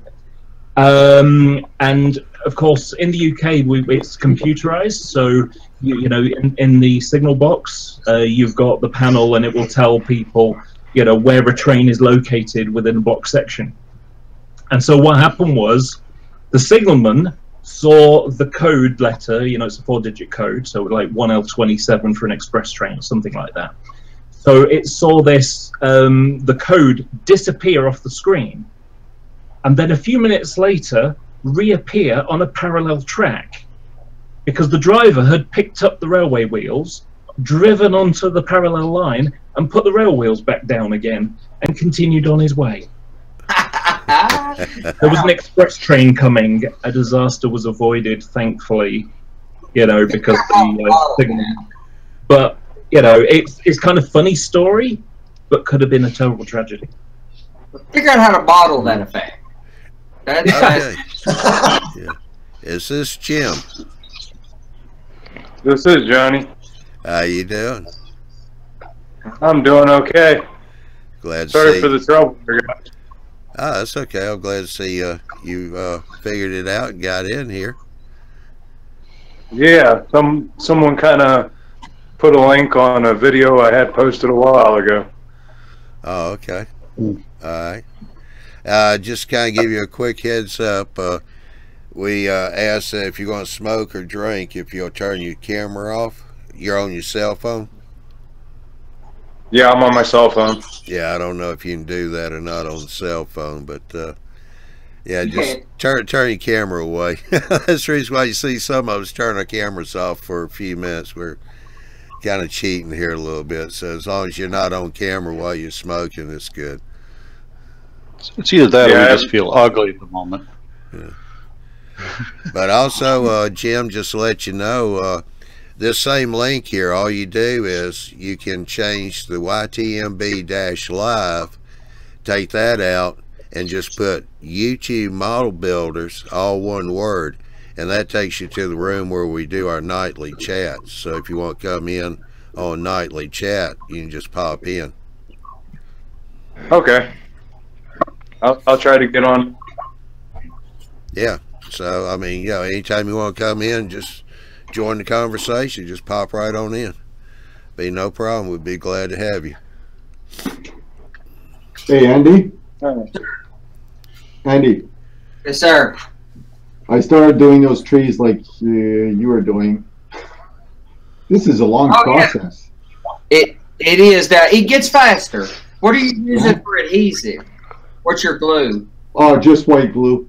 Yeah, that's part of the problem. It's too slow.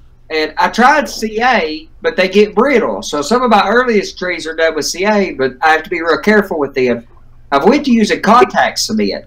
And if you put it out in a bowl and let it partially set up so it kind of gets like hot glue-ish in tackiness, and I dilute it a little bit with some MBK, but I still let it tack up. And then I just stick the branches in it and plant the branches using contact cement. And it's kind of a middle of the road.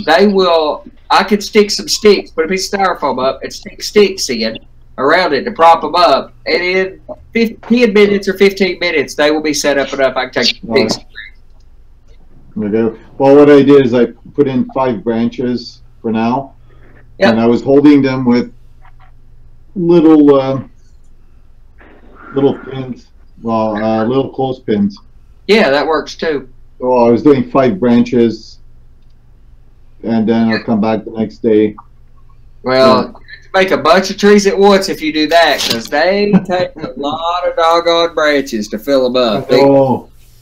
I'm looking at about 200-300 trees. So yeah, that's gonna keep me busy.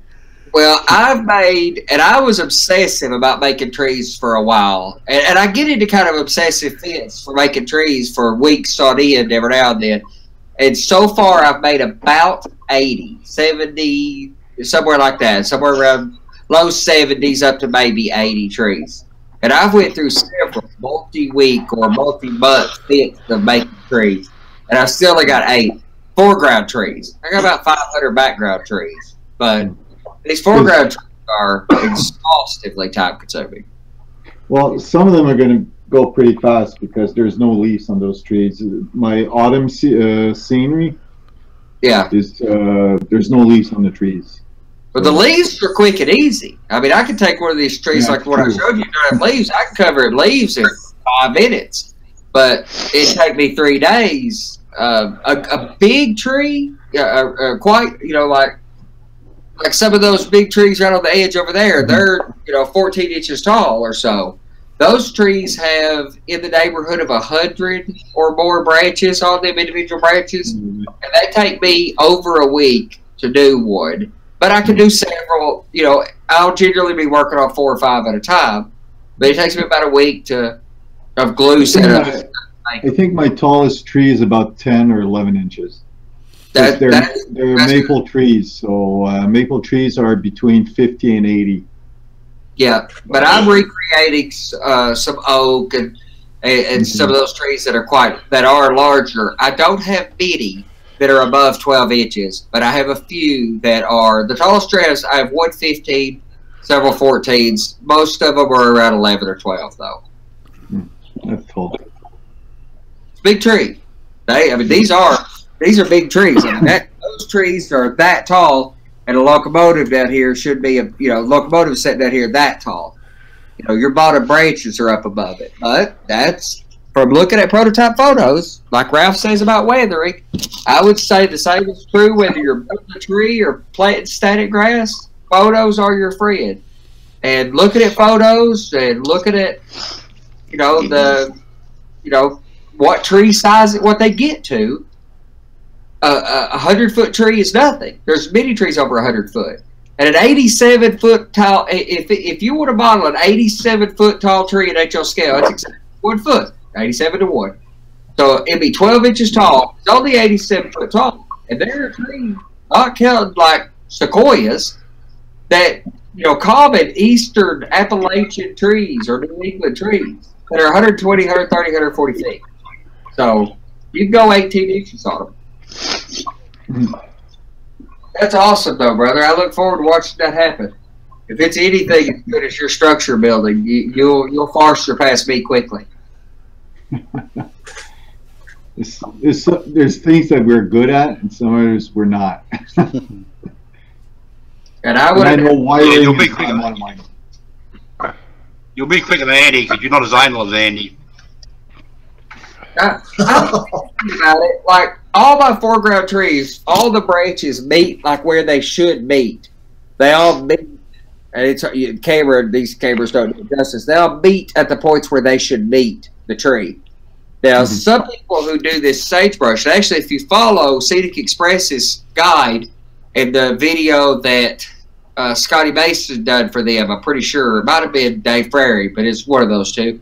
And he did a video on using their super sage, which is just sagebrush, and gluing the super tree material to it. And he sprayed it with 77, with Super 77, and just stuck the branch material to it. I can't do that. I can't stand that.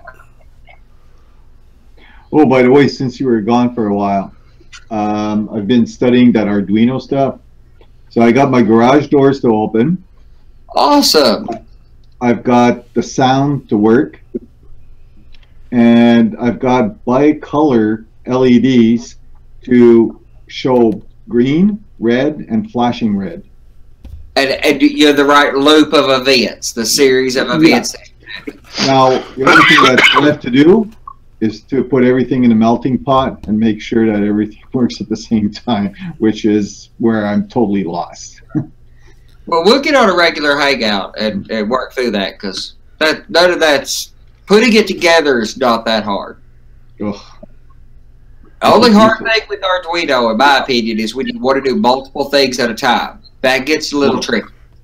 That's what it is, because when the garage door starts going up, the red light starts flashing. Once the door has reached the top, oh, sorry, before the door, okay, let me start over. You flip the switch, the red light starts flashing, the warning sound starts blowing, the door opens. Once it reaches the top, the green light goes on, and the sound stops. That's not too hard, though, because that's a series of events that happen linearly or linearly. It's not that you want. What would have been harder is putting them all on a single Arduino, which is totally doable. But then you have to deal with the fact that you have to put a loop in there to watch for when the button presses on another door while door 1 is going up, for example. That's where object-oriented programming comes in. Absolutely. That's where what? That's object-oriented programming. That's why I.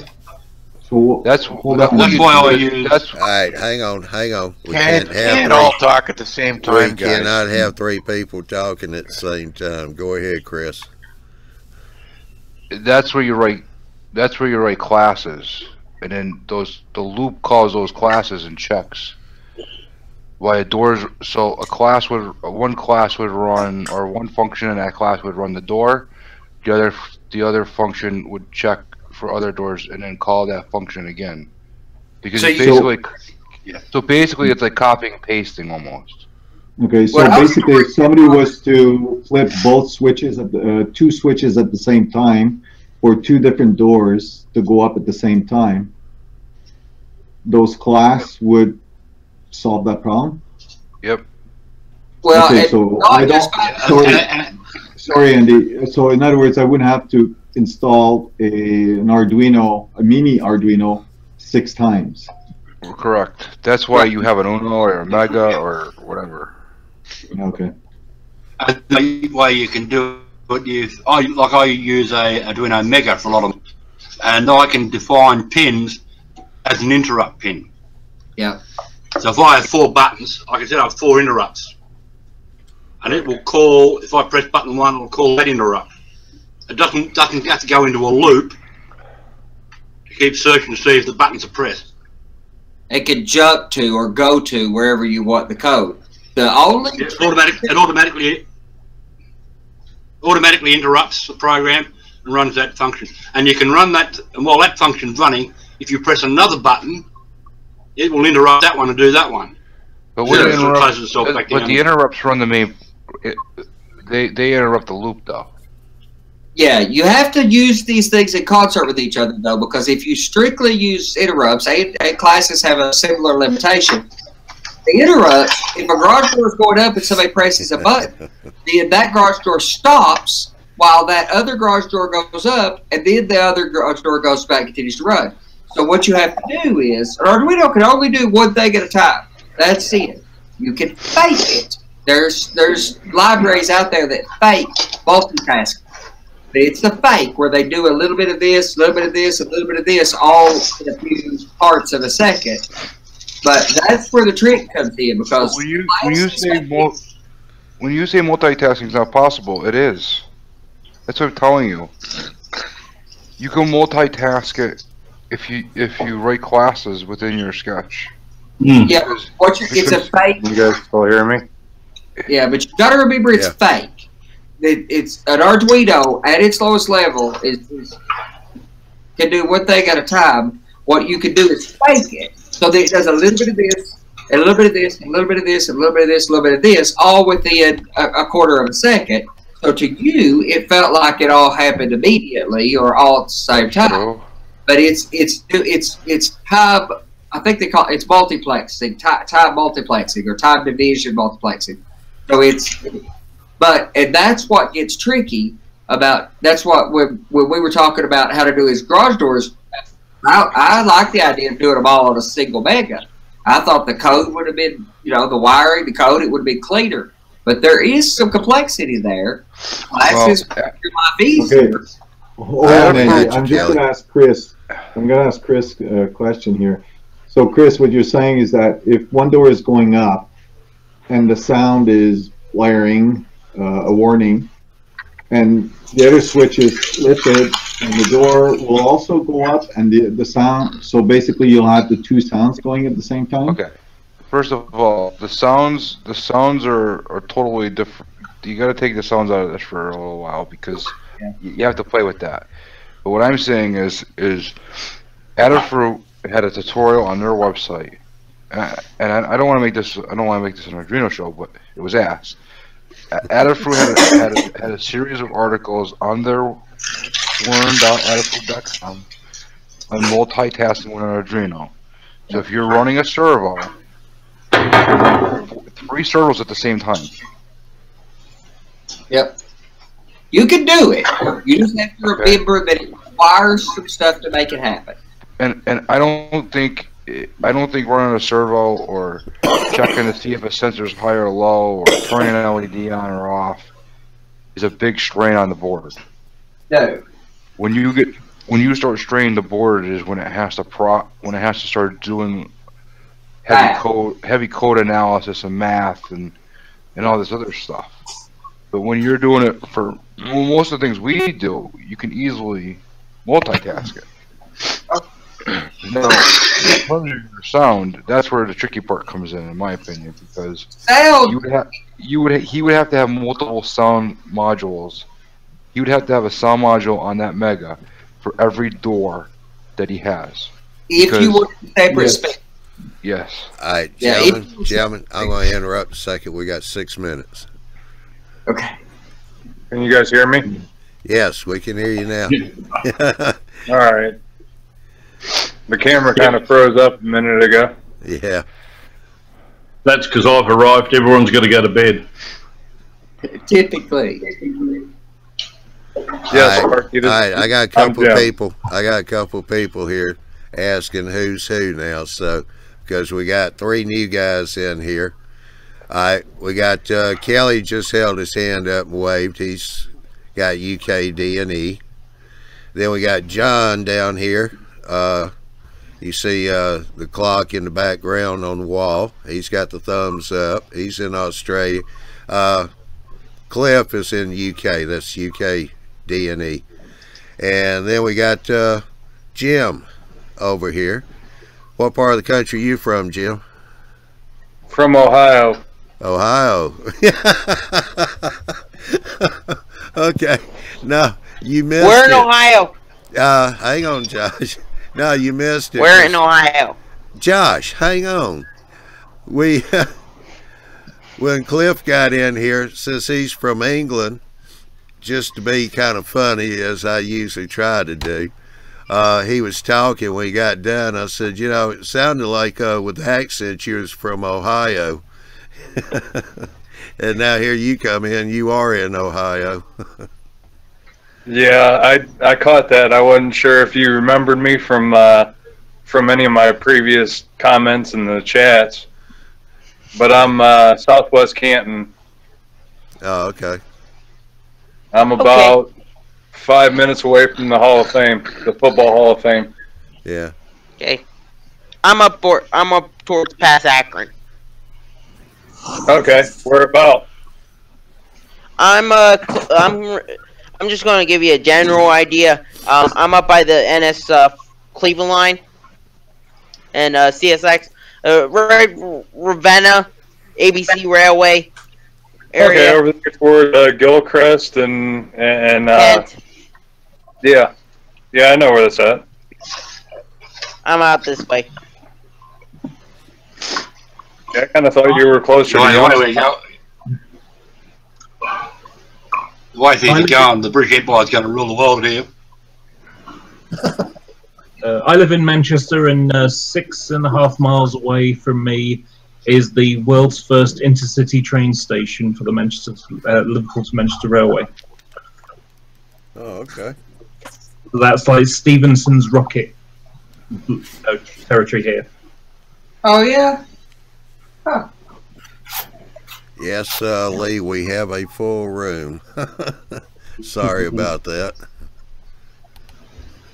And this year I started off my my own model railway channel. Sorry, go ahead. No, Cliff, go on. I'll jump out, Johnny, and he can come in if he wants to. Well, I'm fixing to shut the show down, so. Oh, okay. This is the last one of the year. All right, go ahead, Cliff. Yeah, I started a model railway channel because I'm kind of disappointed with the way model railways were going in the UK. Because, 20 years ago, you'd buy a locomotive that cost maybe £20–25. And, back then they weren't very good mechanisms. They were the Ringfield style motors. And you would have lines instead of handrails. We were very much behind the time. America had like central motors and, flywheels and, all axles driven for, many years. We've only had this for the last maybe 15, 18 years. So, you just have a line. And back then people would think nothing to carving off the handrails and drilling some holes and putting some proper handrail, wire handrails on. And they dig a hole in the roof and put a roof fan and grill in there, an etch. But now you have very nice models that cost £150 that have a roof fan and grill in and have wire handrails on. And even though the finesse isn't quite as good, they look very nice. But many of the skills are being lost. People aren't renumbering engines or, putting new nameplates on or repainting. And effectively, I can go to a railway show and find the same loco on 5 different layouts, because the people who run those layouts, they went shopping as well, and they said, "I'll have one of those, and 3 of those, please." And so the whole reason that I started my channel was to effectively dress something that has been lost in a way that there's a great amount of pride you can have in saying, I built that wagon kit and I put it together and I weathered this and I renumbered that and, I did the building of a layout and things like that. And, it's skills that I worry are being lost, especially, when railway modelers are getting older. And, you know, I remember going to railway shows. I remember going to the railway show, and, you know, you get some old guy in his 60s, you know, and this is like 10 years ago, and, you know, and he'd been going there for 20 years. And then you turn up one year and he's not there anymore. And, you know, he's not normally in his same spot. He's been building some O-gauge steam engine or something. And, you know, every year he sits there and he explains what he's doing and how he achieves what he achieves. And then one year you turn up and he's not there. And it's like, oh, where's Bob? Oh, he died last summer. And it's like, that's a real shame. And the knowledge that he's got is lost. So I wanted to sort of, you know, take some of the experiences I've had and pass them on, and have other people saying, oh, actually, I thought that was going to be really, really difficult, but actually it's not. You know. What's the name of your YouTube channel? It's quite a mouthful. It's UK Diesel and Electric Railway Modelling. Okay. I needed something that basically said it's railway modelling, it's UK, and it's not steam trains. Yep. Well, one of the big things we like to pat ourselves on the back for with the YouTube model builders is that we do share. Yeah, I mean, you go back to the library and you find quite a few good videos. All righty. Well, I'll tell you what, we done hit 2 hours in 2 minutes now. So, for the new guys, we get paid over. Do what? Andrew? Can I just? Do we get paid over? No. Go ahead, Andrew. No. What? Can I show Lloyd a picture? Yeah. Before you go, can I show Lloyd a picture? Yeah, real quick. Lloyd, you're talking about your trees. You're talking about your trees. So. Yes.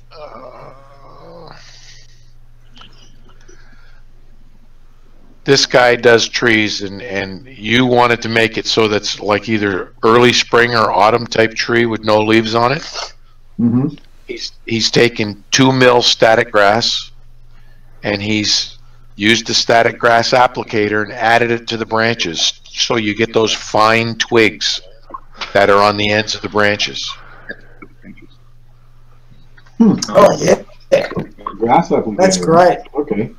Okay. That's great. Go to that, Ralph. You share that link with them to that forum that talks about how he does his bark and stuff, because that's spectacular. That's really good. Oh yeah. Well, you're using some kind of glue. When I did my trees, I used latex caulking, and you can shape it the way you want it. You can use a hacksaw blade to put your tree bark. The grooves in the tree bark. And you spread it all over, or just? Yeah, you spread it all over the main trunk. I'll give you the link to it later. It's on Model Railroad Line forum. And the guy he also uses aquarium filter floss, pulled. Teased out really, really thin to put on the branches if he's going to put leaves on it. Okay. Happy New Year, guys. Okay, I'm done, John. Okay. If you're interested, I'm currently working on this vehicle, which is it's a Sandite vehicle, if that means anything to you. I don't know if Americans use the same terminology. But effectively, it's a multiple unit vehicle, and they didn't need it anymore. So for service trains, so what they do is it's got the driving cab on, and they got a generator in it, and then they have these big buckets full of this stuff called Sandite, and it's basically like a gluey paste kind of thing. Think wallpaper paste, and it'll have like grit in it, and sometimes even metal shavings. And what happens is it literally puts this paste on, and in the wintry conditions where there's not much grip, it will allow the first trains in the morning to be able to have a layer of sand to drive on.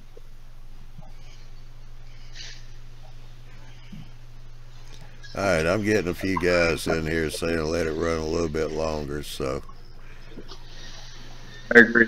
Let it run. Took me so stinking long to get in here. Let it run.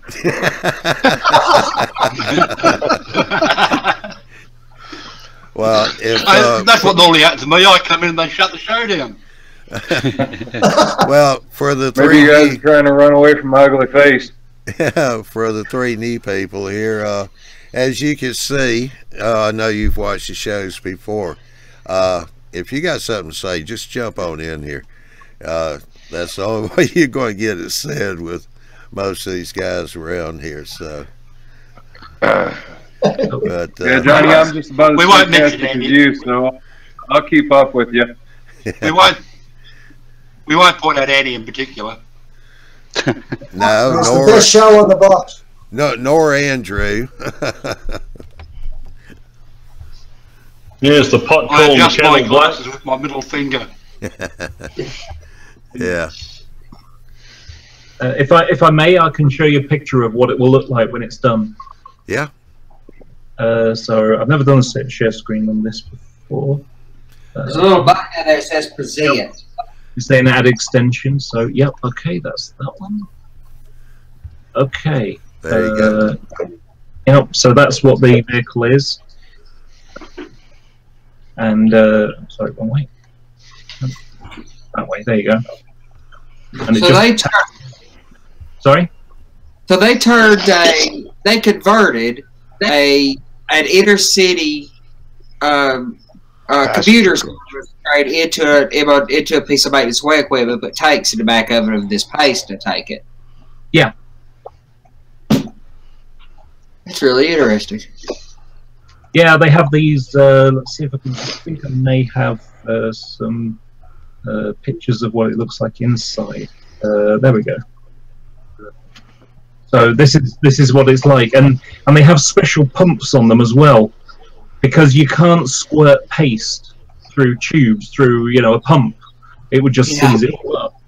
So what they've effectively got of they're kind of like rollers, so they kind of need like if you're trying to squirt like a toothpaste, effectively you're trying to roll it through the tube. Let's have a look. Where is it? There we go. There's another example. Same kind of code. Okay. What a perfect vehicle to build a track cleaning train, similar to the one Ralph has done using maintenance away equipment. But it's perfect to hide that stuff with. Yeah, I mean, I do quite detailed modelings. I kind of refer to myself as a circumcision modeler. You go all the way, or you just don't bother. Yes, sir. That's good. I'll take that. That's actually in that Williams joke. We have the English version of Andy now. Oh God, no! We're in trouble now. What in that? In that first photo you showed, what station was that? Johnny, get the self-destruction key out. Yeah. That's actually a compliment, Cliff. Sorry, I had 3 questions coming at me then, and I don't know who said what. I said that was a compliment. That first photo you showed, what station was that in? That was London St Pancras. I've been there. I thought I recognised it. Yeah, it's where the Eurostar goes from now.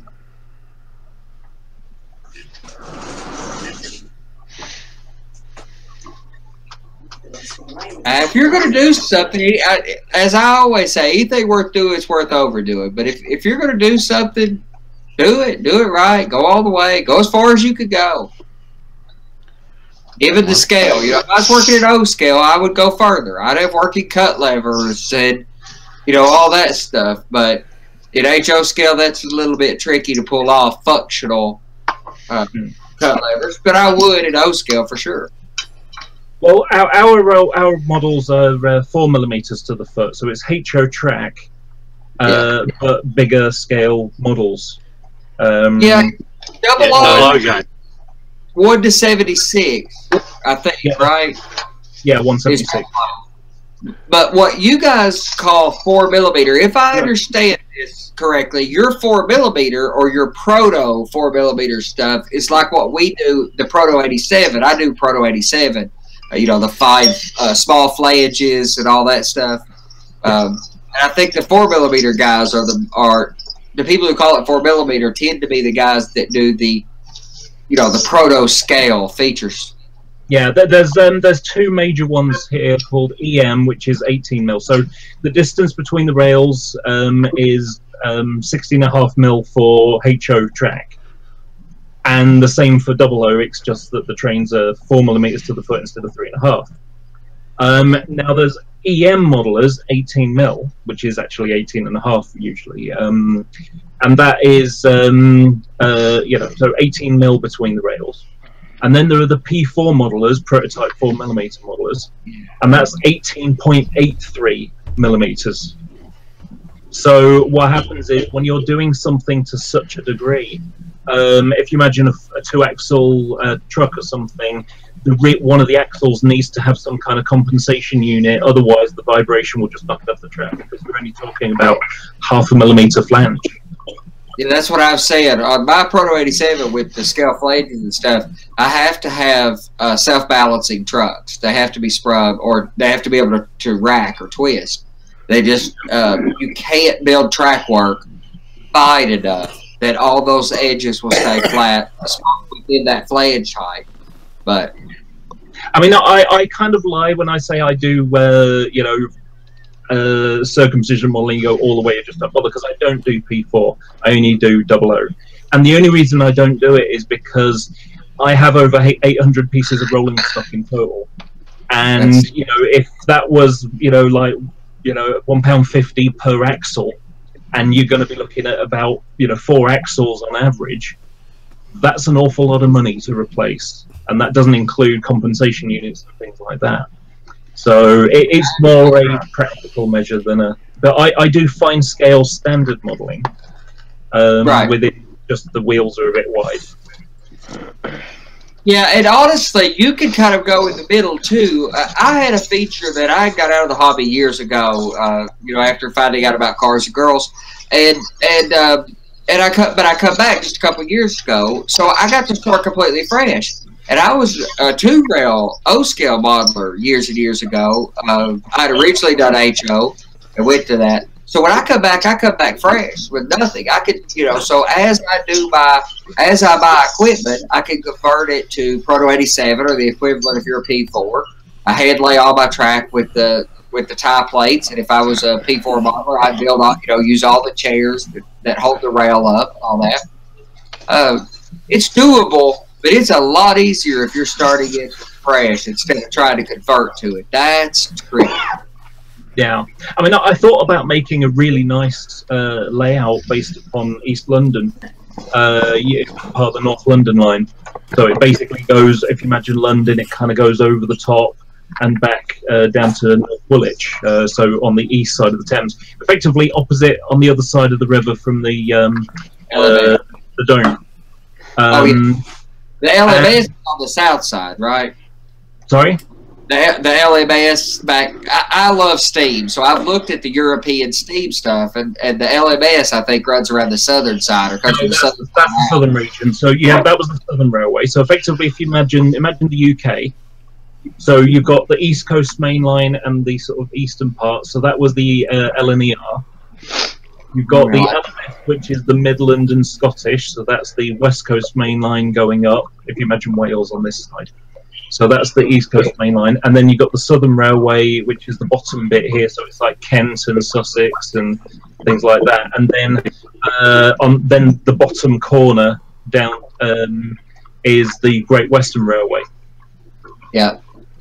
And I have a fondness for all steam power. Heck, I have a fondness for all railroading, period. But there's some of that British stuff. I just fell in love with some of those LMS locomotives I've looked at. They're just gorgeous. The paint schemes on those, you know, most locomotives in the U.S. were black. I mean, they were just, steam locomotives are just black. Norfolk and Western black.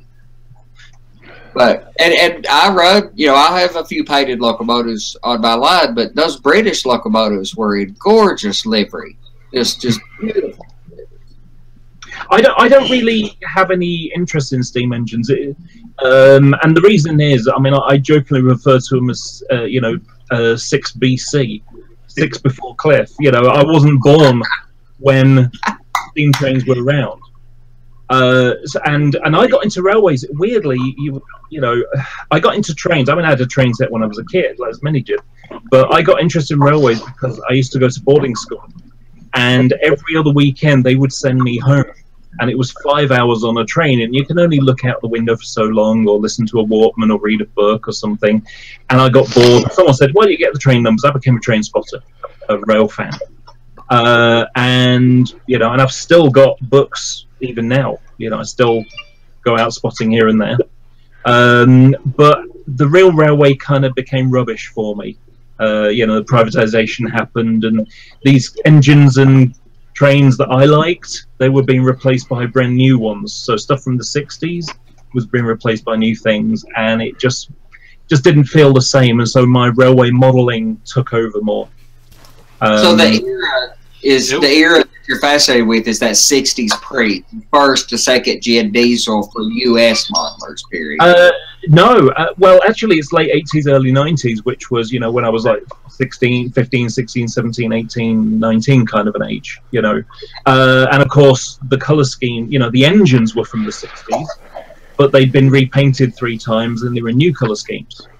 Yeah. You know, so for example, instead of a sort of 2-tone green diesel, and then went to BR blue livery, you know, British Railways blue, they had this sectorization where they split them up into different groups.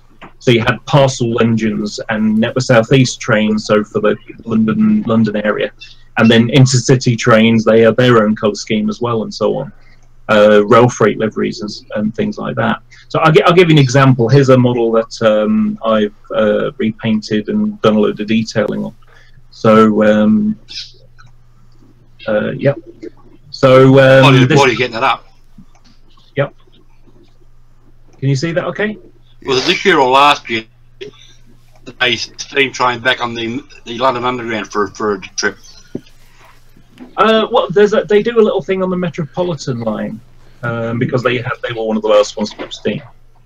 But you know, this is an example of a 1962 engine. You know, in the about 1992, this one was painted. I think 1991. And I've done quite a lot of work on it. So if I show you that. Oh yeah.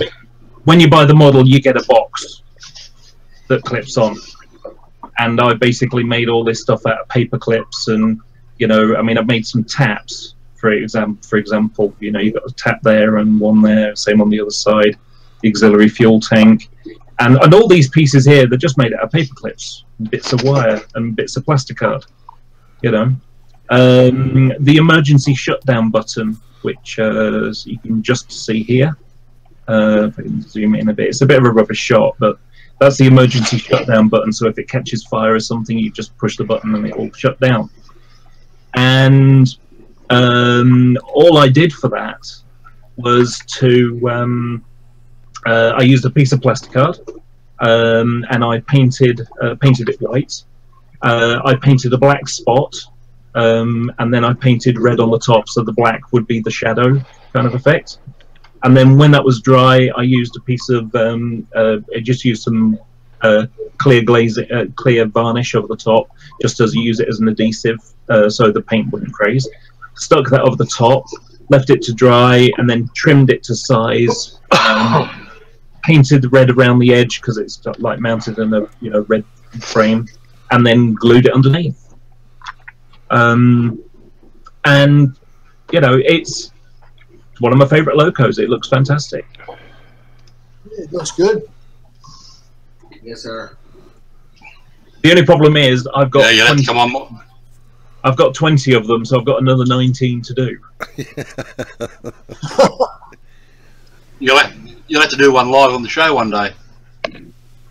Yeah, well, I've like I say, I've got for my YouTube channel. What I've got is I've got a wooden rig of my modelling table, and I've got mounts for my video camera, so they're looking down on top of the table, and you know, I've got good lighting around it, so it's a nice, clean looking table.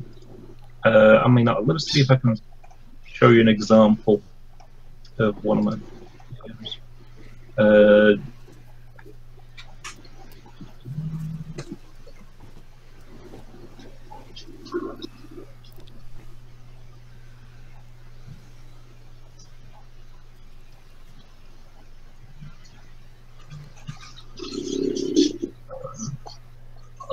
Just screen share again. So, what? So what I'm doing with this one. So, can you see it? Okay. Yeah. Okay. So, it's an engine, and in it, I'm making a roof fan. So, the top of the engine, and it's just soldering together a kit. And it comes in multiple parts. So it starts off with a piece of foil, and then you've got these donut ring pieces. So these are the components they use for it. These are the rings that go on the top after the mesh is on. So I trim them all off. I'm trying to make it short, but on the model, on the parts, they've got they're all individually numbered, and then they've got these two small holes in them. And so what I do is I use a piece of balsa wood, and you stick a pin in one, and then you put a pin in the other one. I make one longer than the other, so that when you put the two pieces on, you find the hole for one and then the other. And so what I've done is I've got some 0.3mm solder, and I've spiraled it around a paintbrush, and then what I do is I cut a 360-degree piece, and then so I cut a 360-degree piece, stick my finger on it, and then just close it up, and I've made myself a ring of solder. Solder goes on, it's got a solder paste painted on it first, and then I put on the second piece. It's a little bit fiddly at first.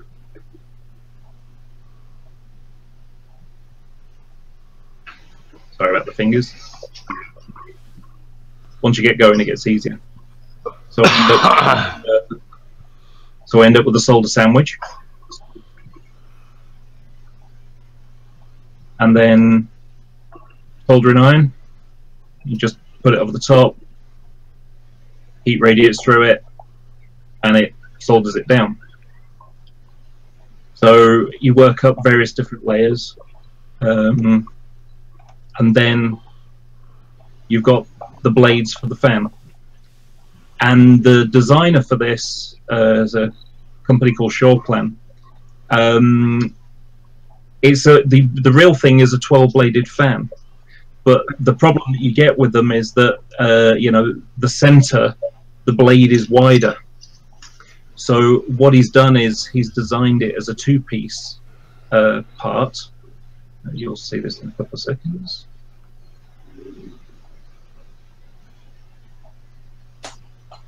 And the design of it is that the two pieces interlock into each other to create a 12-bladed fan. That's cool. And if you look at the part, where the metal would bend, it's slightly offset, and it's got these notches, and there's a similar one on the underside. So what happens is when you put the two pieces together, the metal that's being pushed apart protrudes into the hole in the next piece, in the piece adjacent to it. So you put it on and solder it into place, but the problem is that you have to put both on at the same time, so you're having to go through two pieces. of metal, and then you just put the heat on, and it takes a bit. It gets a bit warm. As you can see, there's a lot of smoke coming off it now. And it all lines up, and then gradually you work your way up through all the layers, and you work your way up through the layers, and then there's a cap.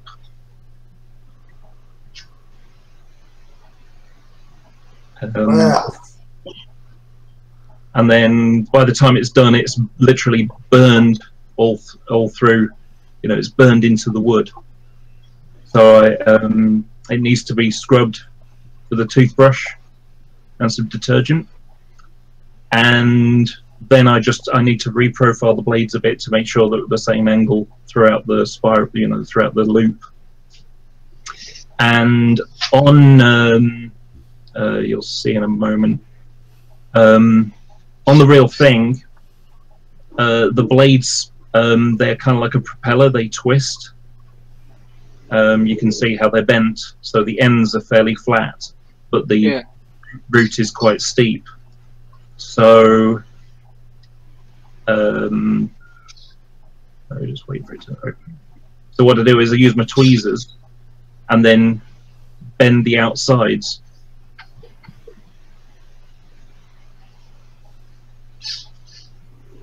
To get the right shape.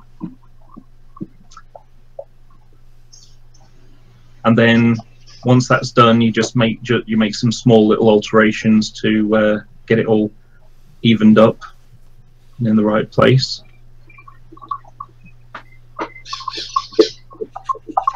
Very nice. Finally, it's just sand off the bottom, and then there's the completed item. And this is about the size of your fingernail.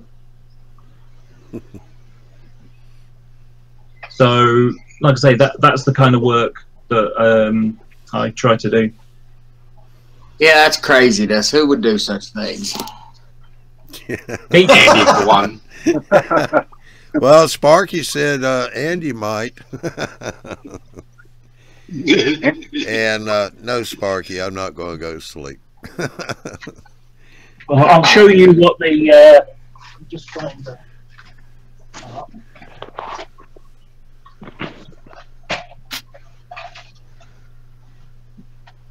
And behind curtain one.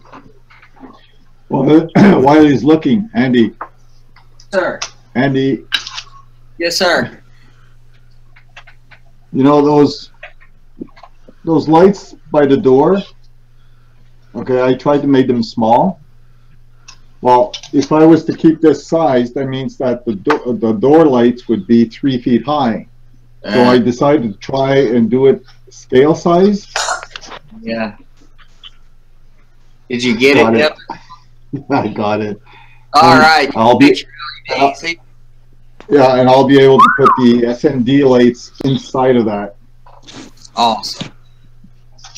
Thanks, Ralph, for the link. So this is one of the. I don't know if you can see this. So that's one of them. There. Hang on. And then, okay. So, and then this is the engine. So I've basically dug a hole in the roof and reprofiled it, and then in the end it will be sort of like this under the mesh. Okay. Yeah. Rings on the top. So and I've got 7 of them to do. But once you get going, once you get used to it, it just flies together.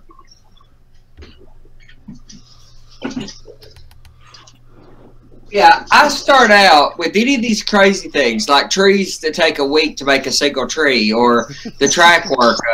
I do individual metal tie plates and stuff for that Proto 87 track work. So there's 502 pieces in a 3-foot section. If you count the 2 rails, all the ties, all the tie plates, all the fish plates, every scale 39 feet for the brakes, if you do all that stuff. I'll do that briefly. Johnny wanted me to do the first, and I said, I don't know if I'll end up doing my whole railroad with this or not. If I can perfect a process that will expedite that or make me more efficient at it, I'll carry on. Like I've got my trees down pretty well now. So the other things, I may do something crazy like that one time if I can't figure out how to process it to do the numerous I need.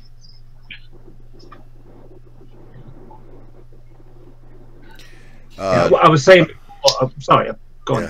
Now, North Star, which is rail lines, that's the white. Somebody answered the phone, I'm not here. Anyway, Dwight said, is it worth all that work? Yes, it is worth the work, Dwight. He said on the fan. It is worth it. Yeah,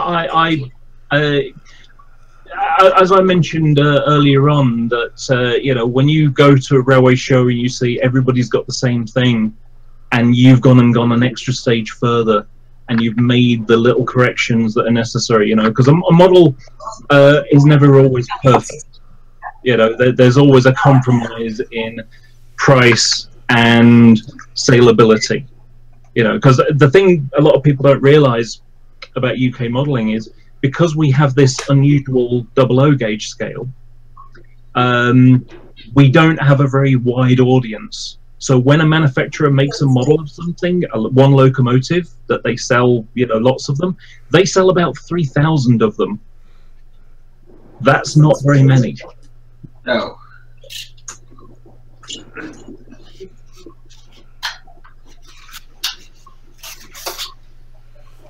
We got it even worse down here from Model Australian. Because an Australian prototype loco will cost you starting at $300. Then if you put sound and decoders into it. So each loco I've got here is probably about $500. Because they only sell maybe 1,000. They'll make a, you know, the 36 class or something like that, what Andy's holding up. And they'll only sell maybe 1,000 of them or 800. So they're $500 a model. Right. Yeah, and that's without decoder or anything. What is that? That one came with a decoder in it, but a lousy decoder. Right. Yeah, some of the Australian models come out with decoders in them, but they're like 21 speed step Mark 1 lens LE3s or something like that. Gosh. You know, 20-year-old technology.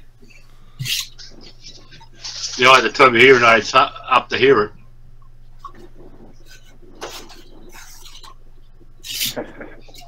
I don't like any of the decoders. I mean, the Broadway Limited locomotives I got, they're $500 locomotives. MSRP on them is like $600 a locomotive. And they have like QSI or QSI was making them. I don't know who's making their decoders now, but whoever's decoders they're using, they're not awful, but for a $600 locomotive, they're pretty awful for that. Oh, yeah. So every locomotive, I'm just looking at every locomotive like I know a decoder is going to be a requirement. Just like back when I was, you know, in the hobby as a kid, I knew everything I bought. Metal wheels and KD couplers were the requirement. That was just a given that it was going to cost you that. So I just go at it knowing I'm going to put a decoder in it. If I can buy a locomotive without a decoder, I prefer that. I would much rather have DCC ready over DCC. I use DCC myself, have done for about 10 years now, perhaps more. I actually bought my system from America because it was a lot cheaper.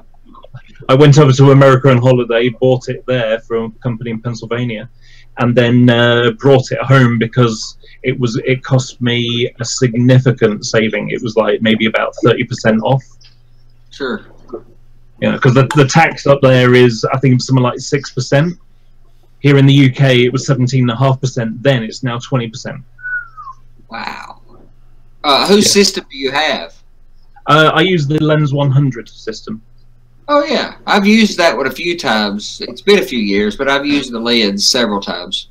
Good. It was a great back in the early days, and it probably still is today. I haven't kept up with it, but back in the early days, when you had like it and White Grow and a couple others, lens was the best system out there, most compatible system out there. Yeah, they've been talking about making the lens 200 for a few years now. I keep poking them every now and again because I'd like to see that happen. And they said it's going to happen probably in the first quarter of next year, but then again they said that a year ago. So yeah. What'd you say about the inventor, Martin? That was Bernard Lenz, the guy that started Lens. He started the DCC concept, basically. God love him. Well, that would make sense why his system was so spectacular in the early days compared to basically everything. Well, from what I understand, the NMRA standards were, you know, originally based around the lens. But they were based on the Lenz and Bernard Lenz's system from the beginning, and then been developed from there on. Ratified or standardized by the NMRA just as the technology becomes a decade old. Yep. Exactly. There's so much awesome stuff out there, and everything we talk about that's new and exciting is a few years behind. That's the new exciting stuff that we might get next year, and it's a decade behind. Well, this is the problem with the European DCC systems are far outstripping in technology. I mean, you look at the new the new ESU system that replaced the ECOS. I mean, the ECOS is a brilliant system on its own, and now they've got another one. And I think I told you I was speaking to Matt Herman, and he said they're actually going to, probably around about March, there'll be a version of Engine Driver that'll be able to download onto their new throttle. It's an Android-based device. It's already out. If you could compile the app yourself using the Apple development tool, or not Apple, the Android development tool. Android developer. Yeah, if you could use Android to compile it. Steve was talking around about March. They'll actually have a downloadable one for release. Yeah, so, but you get the code. It's working code right today. It's working, but they've still got bugs in it, so I'll leave it until they've got the bugs out of it. But that means then you can use that with any DCC system through JMRI. I've used for a club. Which means there's another throttle for the Raspberry Pi. That's what I said. We were talking about that a little earlier in this show, and I said that just makes that the throttle to buy as long as you have JMRI, no matter what system you have. Yeah, I used to be a member of a Model Railway Club, and we had a layout that it was a large fiddle yard at the back, which then 2 tracks going around the station at the front. And I designed, I designed all the electrics for it. I was actually very careful with it because what happened was if used 21-pin jumper cables between the boards because it was a modular one that had to be taken apart every week. And so what I designed, when I designed the board system, what I did was I had a male plug on the left-hand side, a female plug on the right-hand side, and then one board was the master board where it had another 21-pin jumper cable which connected to the system. And so what happened was you just plug it in and plug up the layout. And then if one board failed for any reason, you could unplug the master system box, and connect it to any board and test it independently. The other thing that happened was I had a route on it. So if you imagine the station, it had 13 sidings. And then, in fact, I've got a photo of it around somewhere.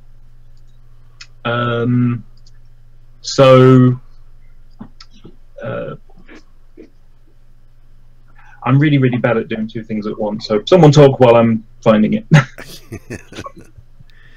All right. Well, I'll tell you what, we've already getting into 2 hours, 40 minutes, but we'll give you time to get that pulled up there. Keep it going. Well, keep it going. Yeah, well, we're going to shut this down, but everybody stick around. Everybody just stay put where you're at. Don't undo your seatbelts yet. So, but because it's the last night, we should just do the whole night. Just do a Johnny talk show for the whole night. I'm not as young as you are, Josh, so no. My wife will kill me. Yeah, Ron was talking earlier about how the Aussies used to keep me up all night where I could see the sun come back up over here. Yeah, he was right about that, but yeah, I got a question. Them days are very far and few apart now. So, got a question. We try. Yeah. All right, Bob, go. Can we stay on a little longer? Huh? You need to see the sun come up, you know. Come on. Yeah. Like, we can stay a little longer. I'm pulling a mic here. How is it determined how long you can stay on for? Me? Yeah. The size of the storage that Johnny's got for the show. Okay, I've found it now. So are you time limited from the start, or? No. We just put time. These are recorded shows here. We're doing a live broadcast, so we do have time limits on those. But the regular chats, no, they could go as long as they want to go. Oh, okay, thanks. Hangouts is limited to 8 hours now. Yeah. Oh, well, our normal nightly shows basically run until Martin shows up. And then everybody goes to bed. I found the picture. Sort of like Modular Man Mike back in the day. Yep. That's not exactly true, Andy. When Martin shows up, maybe 2 or 3 say good night, or good morning or afternoon to Marty and leave, and we stay on for another hour and a half too. Yeah. I know it. I just rubbing it in. All right. Yeah. Well, Cliff, go ahead. Yep. So this is the system. So effectively, we got a station at the front of the layout because this was an exhibition layout, and then there's the fiddle yard at the back. And what I've done is it's separated. So remember, we drive on the left here. So the red is for going on the correct side of the road. Yeah. So what you unfortunately the buttons aren't showing, but there should all be a row of 6 red buttons there and 6 yellow buttons there, and then a bi-directional one in the center, which was green. And the idea behind it was that I had the macros set so that if you pressed that button there, it would then go split in half. So it would go and change the points according to that track and set the route for there. And then you would press that button there, and then it would set the route for that. So 2 buttons, you just go click, click, and then on the layout it starts going tick, tick, tick, tick, tick, tick, tick, tick, tick, tick, all the way around 360-degree loop. And something like this track here, track 13. So it was 6 clockwise, 6 anti-clockwise.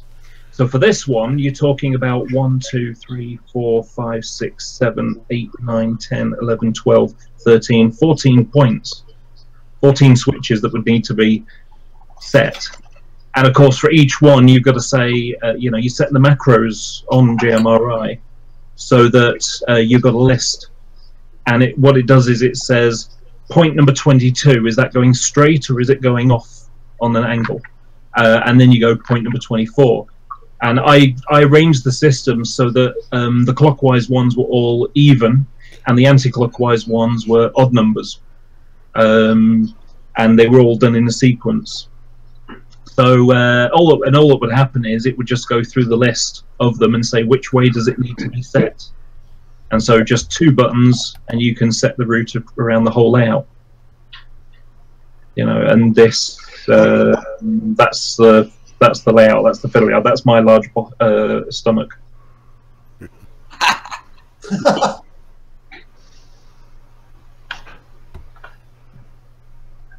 And it was all set so you can just about make it out. So there's the jumper cables between the boards, and there's a blue and a brown wire. They're 13 amp, the kind of stuff you get in plug sockets, you know, in your vacuum cleaner or something. So, and that would be bell wire that goes to all the tracks. So brown on the inside, blue on the outside, and it was split into two separate ones. We had a booster, so one for the clockwise was one, the anti-clockwise was the other. So if there was a short circuit, thanks to a derailment or something, it wouldn't shut down the whole layout. And then and it was just 10 wires going across. So 4 of the wires were 2 on the inside and 1 on the outside for the plugging in the lens controllers. So you could just plug in your local place. And then 2 wires were a 16-volt power supply for the point decoders. And it was incredibly simple to use. And sadly, in the end, I left the club because, you know, just conflicts, you know, it's a silly old story, but effectively, the chairman decided we're going to take this layout club to a show, the layout to a show, and no one told me. And they allowed children to pick up the layout to put it on some trolleys, you know, on some in some trucks, and take them to the show. And what happened was, because they were, you know, they picked it up and they put their hands in places they shouldn't do and broke a few wires. And because they were kids, they didn't want to get into trouble. They didn't tell anybody. So what happens is, show opens at 10 o'clock, and at 2 o'clock in the afternoon, they still hadn't got the layout working, and no one picked up the phone to say, "Cliff, can you give us a hand?" So I realised that people didn't really need my help anymore, and I was the one that designed all the wiring. It was kind of sad, really. You know, so I just decided, oh well, I'll just make my own layout and don't have to compromise with anyone that way.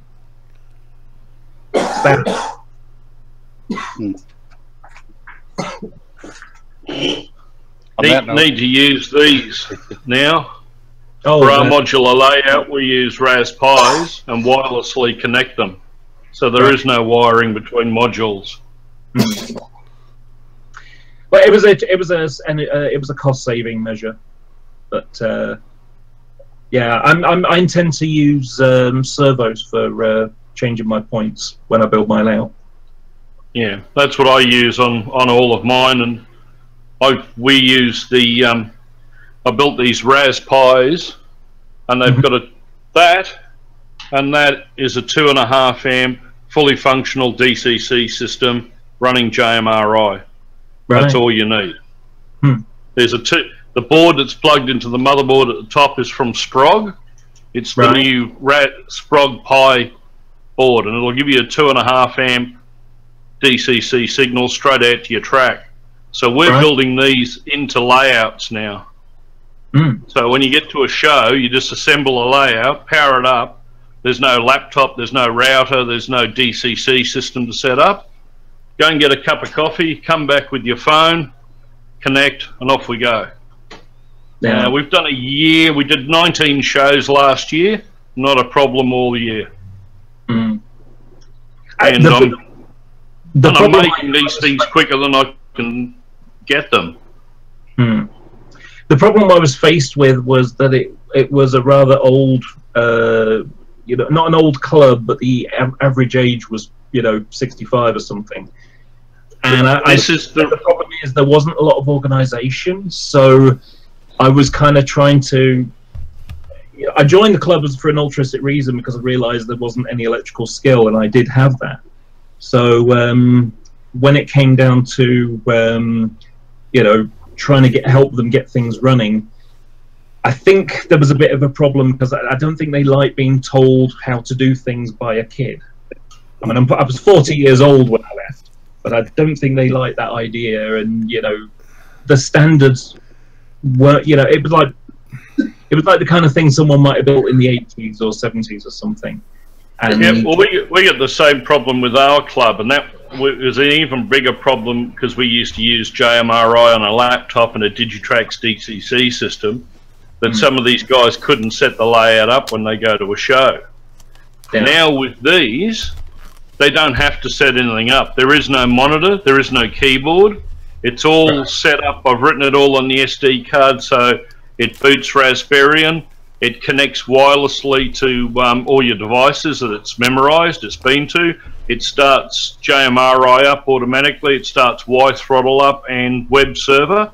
So on our layout, all the form-up yards actually come up on their mobile phones, and they can push the buttons and actually change the points all from their phones. Now, the average age of our club is 72. Right. And the reason I went down this way was so that a 70-year-old can take this layout out and put it together and get it running, because it's bulletproof. There is nothing for them to do. They just turn it on. I think that would have been a good thing when I was at the club, because one of the big clashes that happened was, so I set up this JMRI with the laptop, and all you had to do was take the mouse and click a button and click another button, and it just set it all itself. But then I had people saying, "Oh, I don't like computers, don't know how they work." And it's like, you don't know how it works. It's just, oh no, I don't want to use it. Nah. Well, I did the same thing. In here, I've written the tables for the form-up yards for our modules and our club layout. Now, when a member picks up their phone, when they start Engine Driver, it'll actually come up with a button to go to routes, and they hit that, and all they've got to know is what road do they want to go in the form-up yard, and they've got great big numbers on them, so they can go, right, I'm going to go into road 5. They just push road 5, and it takes them straight there. Right. I had individual control for the points, and that proved confusing, because they change one end and then not change the other end, and the next minute to be a derailment. So I just made then routes of combinations of the points. So they've got 6 yards on our layout. They've got 6 buttons, and they hit one of those, and it'll take them into that area. And we've got guys that are, they don't even have a mobile phone, but we bought a bunch of burner phones, and they just take those to shows, and they're quite happy using those. And that's what I was saying with Andy with this new ESU throttle, because it's actually got a tactile knob on the front of it. It's going to be even easier for them. Break 19. Sorry? Rubber duck. Yeah, we're approaching 3 hours here, so I want to take a few minutes and shut the show down. Everybody just stick around, so don't go nowhere. Can we go to next year? Before you go, Johnny. Before you go, Johnny. What? There's a new product out by Hornby. I didn't know if everybody had seen, but because Hornby are into prototypical modelling, they've actually brought out the rail replacement bus service. That is very funny. If you look down the bottom, it says "No fun for literally hours."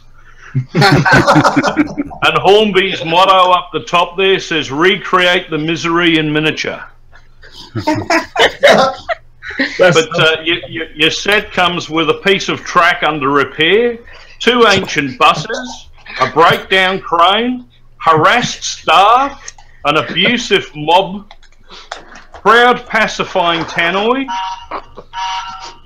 and many more. It also comes with free wailing child sound effects. I'll have one. You want one? I sent it off to All right. We got to shut. Okay, we got to shut this thing down. So can't wait till next year. I need everybody here mute your mics. So everybody mute your mics so I don't have any background noise while I do the close on this. Okay.